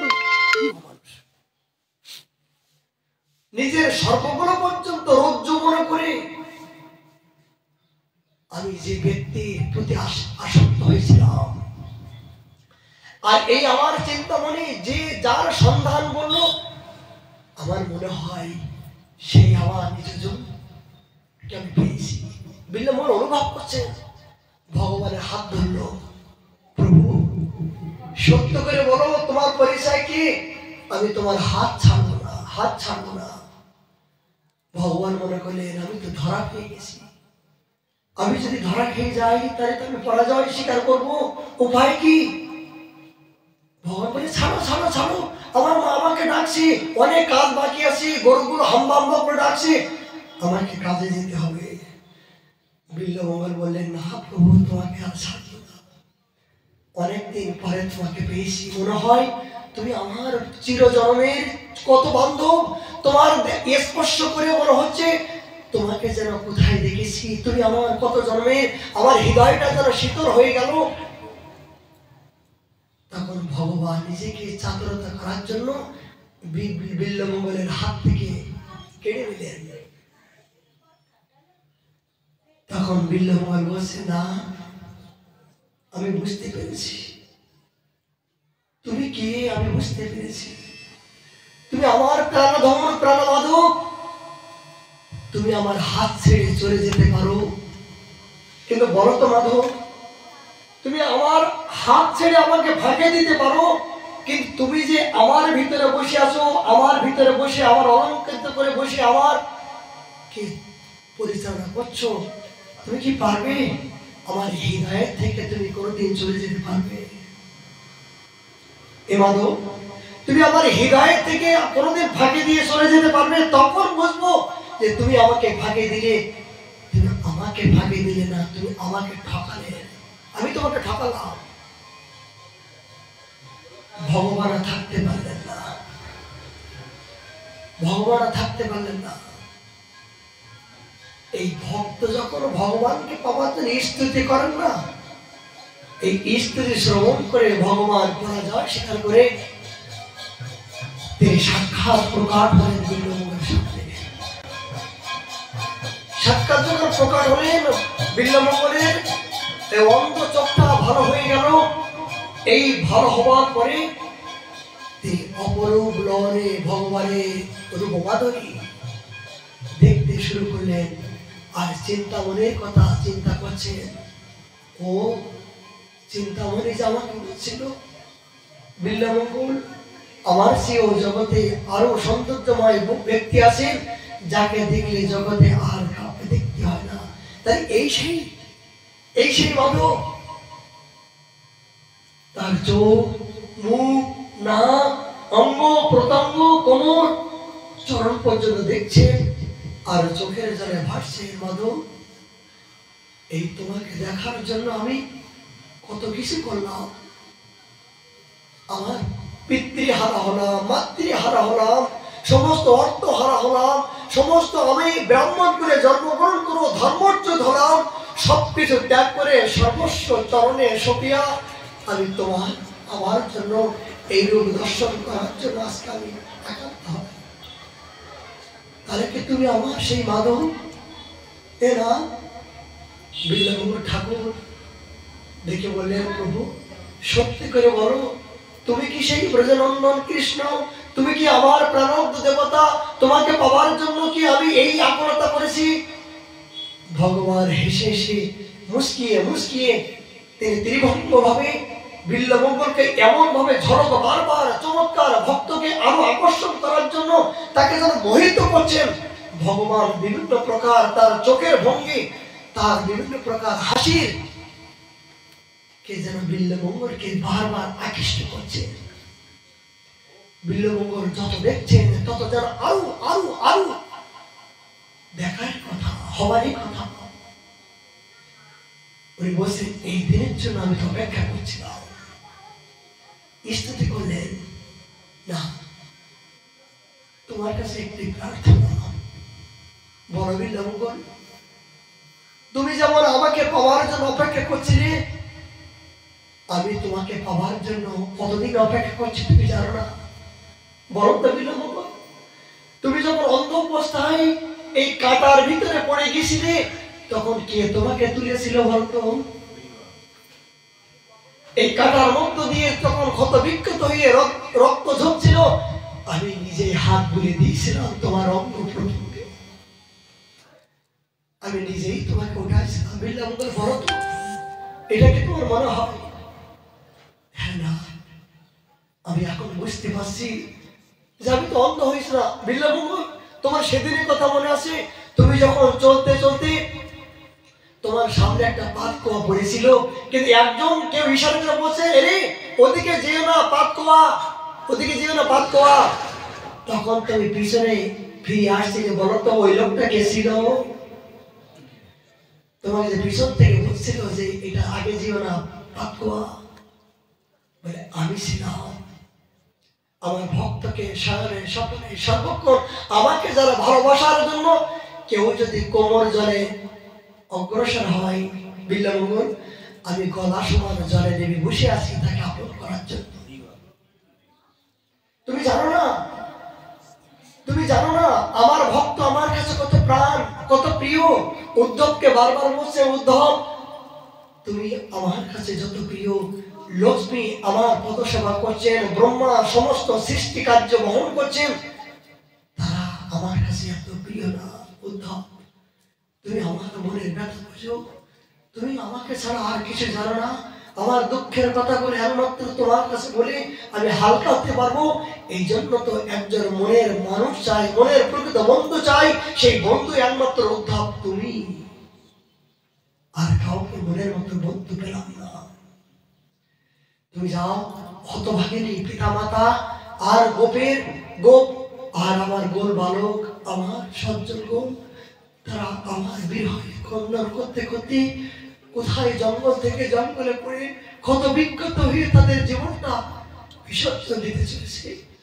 এখন যদি তুমি তাদেরকে সান্ত্বনা দাও, তাহলে ওদেরকে আমি আর প্রাণে বাঁচতে পারবো না। ভগবান উদ্ধবকে এই উপদেশ দান করলেন, তুমি যদি সাক্ষাতে আমার ভক্তকে উপদেশ দান করো, আমার পিতা মাতাকে যদি তোমার সামনে না দেখা যাও, তাহলে আমার পিতা মাতাকে জীবনে আমি আর পাবো না। উদ্ধব, আমার ভক্ত আমার কাছে কত প্রিয়। বলে চতুর্বেদী ব্রাহ্মণ, চতুর্বেদ 14 শাস্ত্র সবকিছু জানলো, ব্রাহ্মণ করে জন্মগ্রহণ করলো, সে যদি আমাকে না জানে, এই ভক্তিকে অবলম্বন না করে, আমি তার দিকে মুখে তাকাই না। আমি তার সে যদি অন্ন আদি ব্যঞ্জন আদি সবকিছু দান করে, আমি সেটা বিশাল মনে করি। দেখো দুর্যোধনের 64 প্রকার ব্যঞ্জন দিয়ে আমাকে আহ্বান করছিল, কিন্তু আমি ঘৃণ্য বলে ত্যাগ করে বিদুরের ঘরে কলার খোসা তুলে খেয়েছিলাম। কেন? ভক্ত আমাকে ভালোবেসে রেখেছিল, তাই ওখানে গিয়েছিলাম, অন্যত্র কোথাও যায় না। এইভাবে মহাপ্রভু রূপগোসাই থেকে শিক্ষা দিচ্ছেন আমার ভক্তের মহিমা। বিল্লভ ঠাকুর যখন ভগবানের এই রূপের মধ্যে দেখতে দেখতে তিনি মূর্ছিত হয়ে গেলেন। বলেন, মাধব, তোমার কাছে একটি কথা, আবার যখন তোমাকে দেখতে ইচ্ছা হয়, যদি আমি মনে করি তোমাকে ডাকে, তুমি আসবে তো? বলো, কথা দাও মাধব। যখন আবার তোমার দেখতে ইচ্ছা হয়, আমি যখন প্রাণ বলে তোমাকে ডাকবো, কৃষ্ণ কৃষ্ণ কৃষ্ণ, আমাকে দেখা দাও, তখন মাধব আসবে তো? কথা দাও। কৃষ্ণ হেসে বললেন, কোথায় যাব গো? জগতে আমার ভক্ত ছাড়া আর কোথায় যাব রে? তোরা যে আমার সর্বস্ব কিনে নিয়েছিস। ভক্ত আমার মাতা পিতা, ভক্ত আমার গুরু, ভক্তেতে নাম রেখেছে আমার বাচ্চা। ভক্তের দ্রব্য প্রভু কাড়িয়ে খায়, অভক্তের দেখে প্রভু ফিরে না তাকায়। তাকাইছে কিনা? রঘুনাথ দাস গোসাই পাদ যখন নারীর গরুতে যে প্রসাদগুলো, অন্নগুলো গরু খায় না, সেই প্রসাদগুলো নারীর থেকে তুলে যখন তিনি পরিষ্কার করে নিবেদন করছেন, গোবিন্দায় নমঃ, কৃষ্ণায় নমঃ, বাসুদেবায় নমঃ, যখন সমর্পিত কৃষ্ণ চরণে অর্পণ করে যখন নিবেদন করছেন, মহাপ্রভু গম্ভীর আরবিত থাকতে পারছেন না। রামানন্দ, রামানন্দ, মুকুন্দ, আজ আমাকে কে ভোগ নিবেদন করলো? কে যেন আমাকে বারবার ডাকছে, আমাকে এইভাবে তো কোনোদিন কেউ ডাকে না, কে নিবেদন করলো? মহাপ্রভু গম্ভীর আরবিত থাকতে পারলেন না। ওখান থেকে ছুটে আসলেন রঘুনাথ। রঘুনাথ, নীতি নীতি ইহানা মূল্যবান সম্পত্তি তুমি একা একা গ্রহণ করো, আমার দ্রব্য আমাকে না দিয়ে তুমি কেমন করে খাবো? মহাপ্রভু বলেন, প্রতিদিন এত মূল্যবান সম্পত্তি ইহানা ভাবনা নিয়ে তুমি গ্রহণ করো, আমাকে দাও না? দাও দাও, জলদি দাও। রঘুনাথ বললেন, প্রভু তুমি স্বয়ং ভগবান ব্রজনন্দন, তুমি যদি নারীর উচ্ছিষ্ট প্রসাদ পাও, অন্যান্য সম্প্রদায়, ব্রাহ্মণ সমস্ত সম্প্রদায় তোমাকে পরিত্যাগ করবে, ঘৃণা করবে। প্রভু, তোমার জীবনে কষ্ট হোক, তোমাকে কেউ ঘৃণা করুক, এটা আমি চাই না। মহাপ্রভু বললেন, এখানে রঘুনাথ, আমি তোমার বস্তুকে আহার করতে আসিনি, তোমার ভাবকে, তোমার প্রেমকে, তোমার ভাবনাকে গ্রহণ করার জন্য আমি গম্ভীরান্বিত থাকতে পারলাম না। আমি ছুটে ছুটে নিতে নিতে ছুটে আসলাম। এখানে বললেন, ভক্তের দ্রব্য প্রভু কাড়িয়ে খায়, অভক্তের দিকে বলে দুর্যোধনের দিকে আমি তাকে দেখি না। তুমি আমার ভক্ত, তাই তোমার দ্রব্য পাওয়ার জন্য আমি ছুটে আসলাম। কি শিক্ষা দিলেন? মহাপ্রভু এই জাতীয় রূপ গোস্বামীকে বললেন যে রূপ, তুমি জানো না তোমার জন্য, তোমার যে আমার ব্যাকুলতা, তোমাকে আপন করবার জন্য কখন তোমার পাশে আসবো, কখন তোমার সংসার বন্ধন মুক্ত করবো, তোমার দিয়ে জগতে এই প্রতিষ্ঠা করবো, ধর্মে স্থাপন করবো, তোমার যে আমার বেশি রূপ। যখন এই বিল্লবঙ্গ ঠাকুর ভগবানকে বারবার বলছেন, দর্শন করার পরে এই বিল্লবঙ্গ ঠাকুর বৃন্দাবনে প্রসিদ্ধ হয়ে গেল। লাইন দিয়ে বিল্লবঙ্গকে দর্শন করার জন্য আসেন, এই সংবাদ লক্ষ্য এরা জানতে পারেন কি এই যে পতিতা যিনি প্রথম গুরু কৃপা করে তাকে যায় গেলেন কি, তিনি ছুটে আসলেন পাগলের মতো, এই পাগলের মতো ছুটে বললেন, বিল্লবঙ্গন, হে বিল্লবঙ্গন, আমার মতন এই কলঙ্কিনীর কথা কি তোমার মনে আছে? আমার কথা কি তোমার মনে আছে? তখন বিল্লবঙ্গ, ও তুমি তো আমার এই ভগবানকে দর্শন করার মতো পথ প্রদর্শক, তোমার কথা কি ভুলে যেতে পারি? তুমি যদি আমাকে উপদেশ না করতে, তাই আমি ইহানো ব্রজনন্দনকে সাক্ষাৎ দর্শন করার মতো সাক্ষাৎ পেলাম। আমি জানি তুমি আমার জন্ম জন্মতে গুরু। এইভাবে যখন বারবার প্রণতি করলেন বিল্লবমঙ্গল, তার চরণে স্তুতি করে বন্দনা করলেন কি, যে আমি যদি একমাত্র তুমি এই মাতৃকুলে জন্মগ্রহণ করো, তোমার ভিতরে যে এমন ধরনের চিন্তা চেতনা আমার জানা ছিল না, তোমাকে কত কষ্ট দিয়েছি, আমাকে ক্ষমা করো। তখন উনি বললেন, বিল্লবঙ্গল, তোমার আগে আমি তোমার প্রভুকে দর্শন পেয়েছি, তোমার আগে তোমার প্রাণাতকে আমি দর্শন পেয়েছি, তার কৃপায় তার ইশারায় আমি তোমাকে এ আদেশ করছিলাম। আজ তুমি যে সেই বস্তুকে পেয়েছো, আমি আমার জীবন ধন্য যে তোমার মতন একজন সজ্জন ব্যক্তি ভগবান ভক্ত হলো, এর চেয়ে জগতে আর সুখ হয় না। মহাপ্রভু এইভাবে রূপ গোসাই পাকে এই উপদেশ দান করলেন। কি বললেন?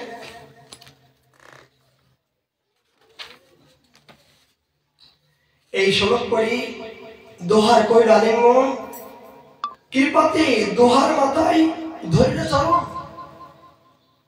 মহাপ্রভু অযাচিত ভাবে এই রূপ গোসাই পাদের মাথায় চরণ স্পর্শ করে বললেন, যা, আজ থেকে আমি আমার মন কল্পিত সমস্ত শক্তি অর্পণ করলাম। মহাপ্রভু কিন্তু অতি সহজে কাউকে চরণে হাত দিতে দেন না, আর সেই মহাপ্রভু রূপ গোসাই পাদের মস্তকে তিনি চরণ স্পর্শ করলেন। প্রভু কৃপা পায়া ধরে দুই হাত জড়ি দিন হইয়া স্থিতি করে বিনয় আসনি। রূপ গোসাই পাদ হাত জোড় করে প্রার্থনা করলেন কি, এখানে ভাগবতের একটা শ্লোক বলছেন, কি বলছেন? বিনয় করে, বিদ্যা জাতি কুলাদি দ্বারা ভগবানের কৃপা লাভ হয় না। রূপ শোনো, বিদ্যা কুল গর্ব দিয়ে ভগবানের কৃপা লাভ হয় না। ভগবানের কৃপা লাভের একমাত্র হেতু হলো ভক্তি। যার ভক্তি নাই, তিনি মহাপণ্ডিত মহাকুলীন বর্ণ শ্রেষ্ঠ ব্রাহ্মণ হলেও ভগবানের অনুগ্রহ লাভ করতে পারেন নয়। মহাপ্রভু রূপ গোস্বামীকে আর কি বলেন, শোনো, যার ভক্তি আছে তিনি মূর্খ হলেও এমন কিছু কুকুর ভোজি হীন জাত বিশেষ হইতে তিনিও ভগবানের অনুগ্রহ লাভ করতে পারেন।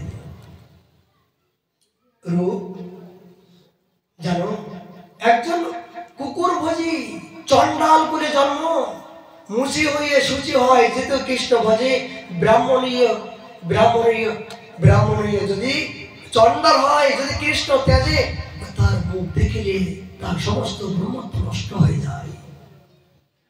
এখন কুকুর বুঝি, কেউ কুকুর মেরে খাচ্ছেন, অখাদ্য খাচ্ছেন, কিন্তু অখাদ্য কুখাদ্য খেলেও যদি ভগবানের প্রতি অনুগ্রহ করে ভক্তি হয়, হয়তো যদি ভক্তিকে জানতে পেরেছেন, বলে তার কাছে আমি পরাজয় স্বীকার করি। একটা প্রসঙ্গ মনে আসলো, অনেকে বলেন যে যে রাধাকুণ্ডের তিলক যারা মাছ মাংস খায় তাদের পড়তে নাই, যারা মাছ মাংস খায় তাদের রাধাকুণ্ডের তিলক পড়তে নাই। আচ্ছা বলুন, গতকাল আমরা 3 কোটি বাবার জীবনে উনি বলছেন যে কোন ব্যক্তি যদি কোন সমুদ্রের পাড়ে বসে আছেন স্নান করার জন্য, কিন্তু মনে করছেন যে এই সমুদ্রের তরঙ্গ ঢেউ, এই সমুদ্রের তরঙ্গ ঢেউ যখন থামবে তখন আমি স্নান করব, তাই সমুদ্রের তরঙ্গ কি কোনোদিন থামে, বন্ধ হয়? মানে এই মনুষ্য জীবনের সমুদ্রের তরঙ্গ কোনোদিন থামবে না। মানে কি বলছেন কি, যে আমি যদি মনে করি আচ্ছা ভক্তি আগে না ভক্ত আগে, ভক্তি আগে না ভক্ত আগে? ভক্ত যদি আগে না হয় ভক্তি আসবে কোথা থেকে?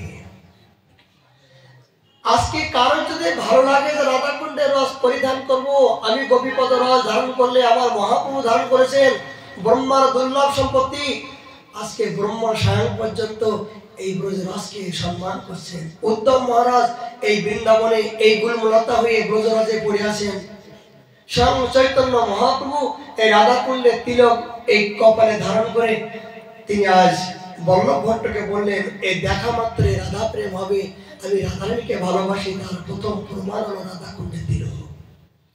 তাহলে মহাপ্রভু যে রসকে সম্মান করলেন, উদ্ধবকে সম্মান যে রস সম্মান করছেন, ব্রহ্মাও সম্মান করছেন, আর আমার মতো মূর্খ জীবের একটু মস্তকে রাখলেও আমার কি আর যা আসে?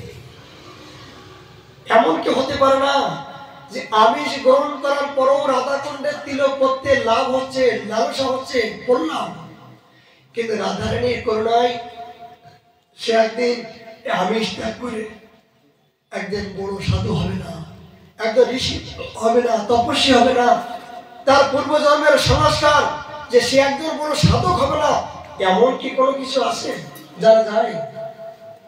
জগতে যাকে ঘৃণা করছেন, অবজ্ঞা করছেন, সে তো এক সময় জগতে বন্ধনী হবে।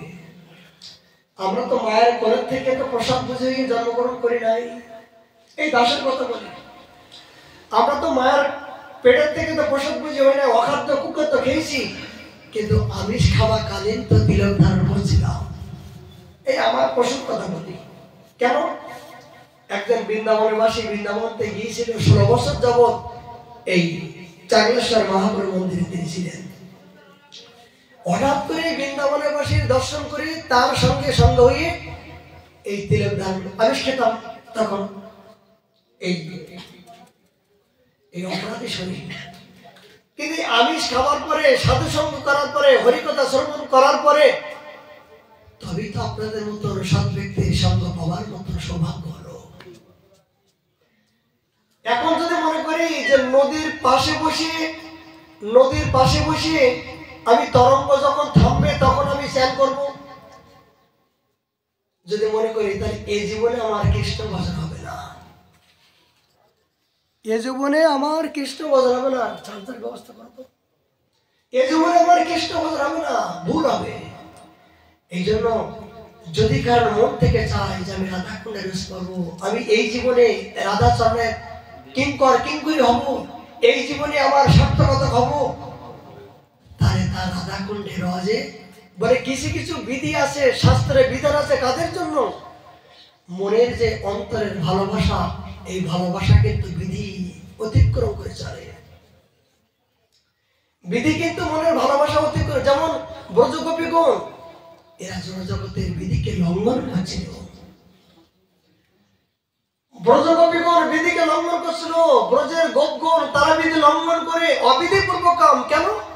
যে সমস্ত বিধি লঙ্ঘন করো যদি, সমস্ত দেহ আদি সব ত্যাগ করো, প্রভু তোমার যদি সুখ হয়, তোমার সুখের জন্য এই দেহটা, আর তার পরিবর্তে যদি আমাকে নরকে যেতে হয় তবু যাব, কিন্তু তথাপি যেন আমি যুগল চরণ থেকে, রাধা চরণ থেকে, রাধা কৃষ্ণ থেকে আমি যেন বঞ্চিত না হই। এই হলো একমাত্র নিষ্ঠা, এই হলো ব্রজপ্রেম, এই হলো প্রকৃত রাগ রাগা ভজনের চরম পর্যায়ে সিদ্ধান্ত। এখানে যদি কেউ কোনো বিধি দেখায় তাহলে কিন্তু অপরাধ হবে।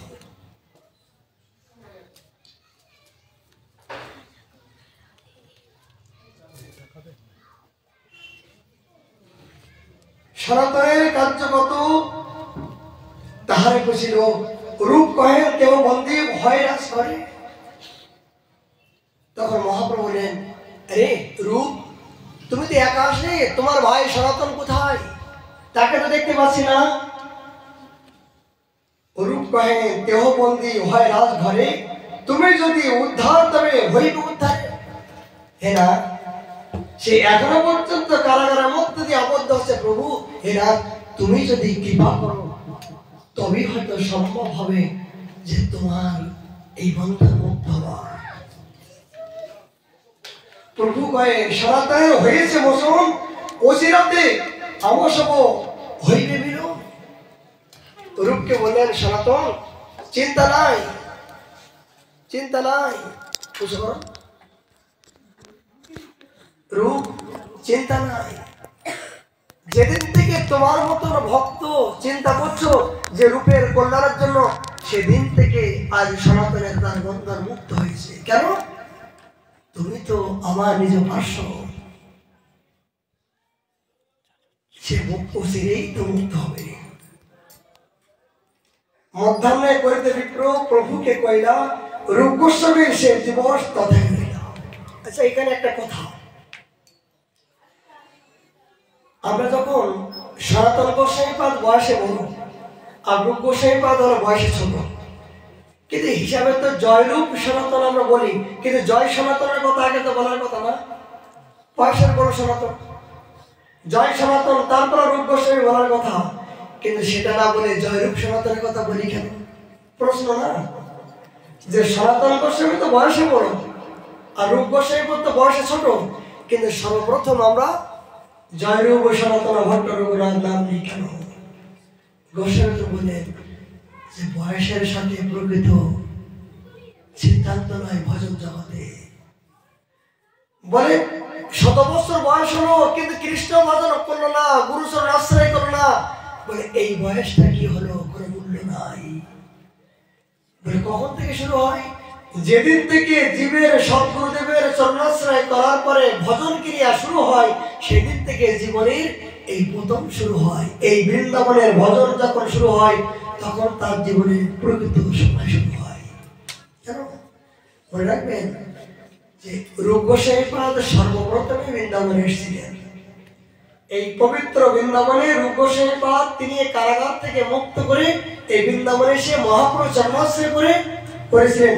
এই জন্য তিনি চিরবন্ধনীয়। এটা মনে করবেন না যে একজন আমার থেকে এত ছোট বালক বাবাজি হয়েছে, তার কাছে মুখের কথা শুনবো, তার থেকে আমার বয়সে বড়, আমার বিদ্যা আছে, আমার জ্ঞান আছে।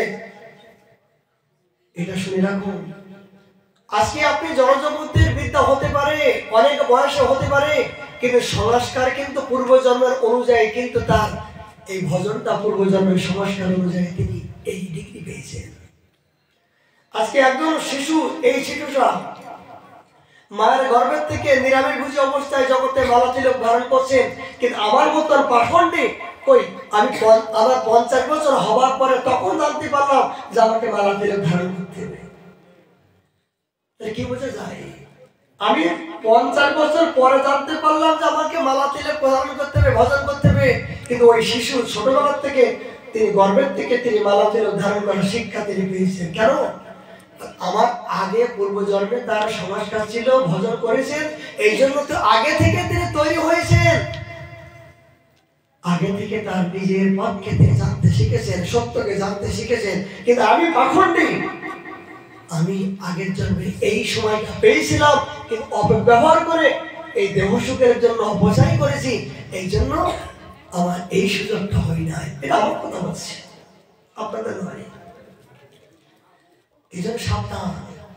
একজন সাধক বয়সে ছোট হতে পারে, আবার বয়সে বড় হতে পারে, কিন্তু ভজনটা কোন অবস্থায় কোন স্থিতি করছেন এইটাই দেখে প্রণাম করতে হবে। বলে একটা কুকুর চন্ডাল পর্যন্ত প্রণাম করার কথা মহাপ্রভু বলে, কুকুর চন্ডাল আদি সবাইকে প্রণতি জানাবে, এই তো বৈষ্ণব ধর্ম। কুকুর চন্ডালকে পর্যন্ত প্রণাম করতে বসেন, আর যিনি মালা তিলক করে যিনি ভজন করার জন্য সংকল্প করেছেন তাকে কেন সম্মান করবেন না? তাকে যদি আপনি মনে করেন আমি বয়সে বড়, আমি অনেক জ্ঞানী, আমি পণ্ডিত, আমি রূপবতী, ও সেদিনকে সাধু, সেদিনকে আজকে এ হলো, ওর কথা শুনবো, এই অহংকার কিন্তু আপনার পতনের একটা মূল। কখন কোন মুহূর্তে কার নিকট থেকে কি শিক্ষা, কি আভাস, কি যদি আপনার জীবনের পরিবর্তন হয় কিছু বলার নাই, সাধু সাবধান। এই জন্য সনাতন গোসাইপাদ রূপ গোসাইপাদের জীবন থেকে বুঝতে পারি আমরা মহাপ্রভু রূপ গোসাইপাদকে এইভাবে বিভিন্ন প্রকার এই ভজনের উপদেশ দান করতে শুরু করে। রূপ, তুমি জানো না তুমি কে? অচিরেই তোমার ভাই এই কারাগার বন্ধন মুক্ত করে তাকে দিয়ে তোমার অনেক কাজ বাকি আছে। এইভাবে মহাপ্রভু রূপ অনুপমকে উপদেশ দান করতে শুরু করলেন। আমাদের একটাই প্রার্থনা, তিনি শিক্ষা দিচ্ছেন, জীবে সম্মান দেবে কৃষ্ণ নিস্তার। যতক্ষণ পর্যন্ত জীবকে সম্মান না করতে পারবো, ছোট বড় যখন ভেদ বুদ্ধি বলে অদশ দরশে প্রভু পতিত উদ্ধার, এইবারও করুণা করো। নরোত্তম ঠাকুর মশাই বারবার বলছেন, এই অদশ দরশী হয়ে যতক্ষণ পর্যন্ত সক্রিয় কৃষ্ণ না বলবে ততক্ষণ পর্যন্ত সে প্রেম রাজ্যে প্রবেশ করতে পারবে না। সক্রিয় বলে আমি ত্রিশত্ব অজ্ঞান করছি, বলে ভজন অল্প করো, দুঃখ নাই, কিন্তু নিন্দা অবজ্ঞা, কাউকে ভেদ বুদ্ধি, কোন জাতিভেদ, কোন প্রকার নিন্দা, এইটা যেন জীবনে তুমি করার চেষ্টা করো না। তাকে সম্মান নাই বা করলে অপমান করবে না। একাদশী তুমি নাই বা করো, কিন্তু যারা করছে তাদেরকে জেগে জেগে যেন তোমার গায়ে জ্বালা না ওঠে। তুমি নাই বা করলে দুঃখ নাই, তুমি ভজন নাই বা করলে, তিলক নাই বা করলে দুঃখ নাই, কিন্তু যারা তিলক করছে, যারা নিঃস্ব নৃত্য কাঙাল হয়ে চোখ বন্ধ করে ভগবানের চরণে নিজেকে আত্মসমর্পণ করেছে, তাকে দেখে যেন তোমার গায়ে জ্বালা না হয়। এই তাকে দেখে যদি তোমার গায়ে জ্বালা হয়, মনে করো যে তুমি পূর্বজন্মের জন্য আগুনে তোমাকে দগ্ধ হয়ে পড়তে হবে। পতঙ্গের মতন, পতঙ্গ যেমন নিজেই আগুনের দিকে নিজেই ছুটে যাচ্ছেন, এই পাকনা গজিয়েছে কি জন্য? এই আগুনের পাশে বশীভূত হওয়ার জন্য। ভগবান বললেন এই জ্বালাটা নিবারণ করার জন্য আমি ব্যবস্থা করে রেখেছি। এই জন্য যারা ভজন করছে, তুমি ভজন নাই বা করলে তাদেরকে সহযোগিতা করো, তবে সেই ভজনের ভাগটা তুমি পাবে। সারা জীবনের জপ করি, তপস্যা করি, সাধন করি, যা কিছু করি না কেন, এই সাধনের সারমর্ম কি? ভগবানকে প্রসন্নতা। আর ভগবানের প্রসন্নতা কি? ভজন। আর ভজনটা কি? হরিনাম। তাই তো কলিযুগের ভজন কি? হরিনাম। কে? মহাপ্রভুর অনাহর্পিত চিরাঞ্জলি, মহাপ্রভুর ভিন্ন অবদান, গোলকের প্রেম হরিনাম সংকীর্তন। যাচিয়া মাগিয়া আমার মতন দুরাচারী ব্যক্তিকে যেভাবে কৃপা করে তিনি নিঃস্বার্থভাবে নিরভিমানে যেভাবে দান করলেন, যা কোনো অমবতারে, কোনো পুরুষ, কোনো ভগবান এহেন করুণা করি নাই, করবে না। সেই মহাপ্রভুকে পেয়েও, সেই ভগবানকে পেয়েও, আরাধ্য দেবতাকে পেয়েও আমি যদি হেলাই হারিয়ে ফেলি, ধিক ইহান গৌরঙ্গ গুণ না করিলাম শ্রবণ, ধিক ধিক পোড়া কপাল, আগুনে পুড়িয়া মরু, জলে পর বেশে করু, বিষ খায়া মুইও পাপিয়া। কি বলছেন?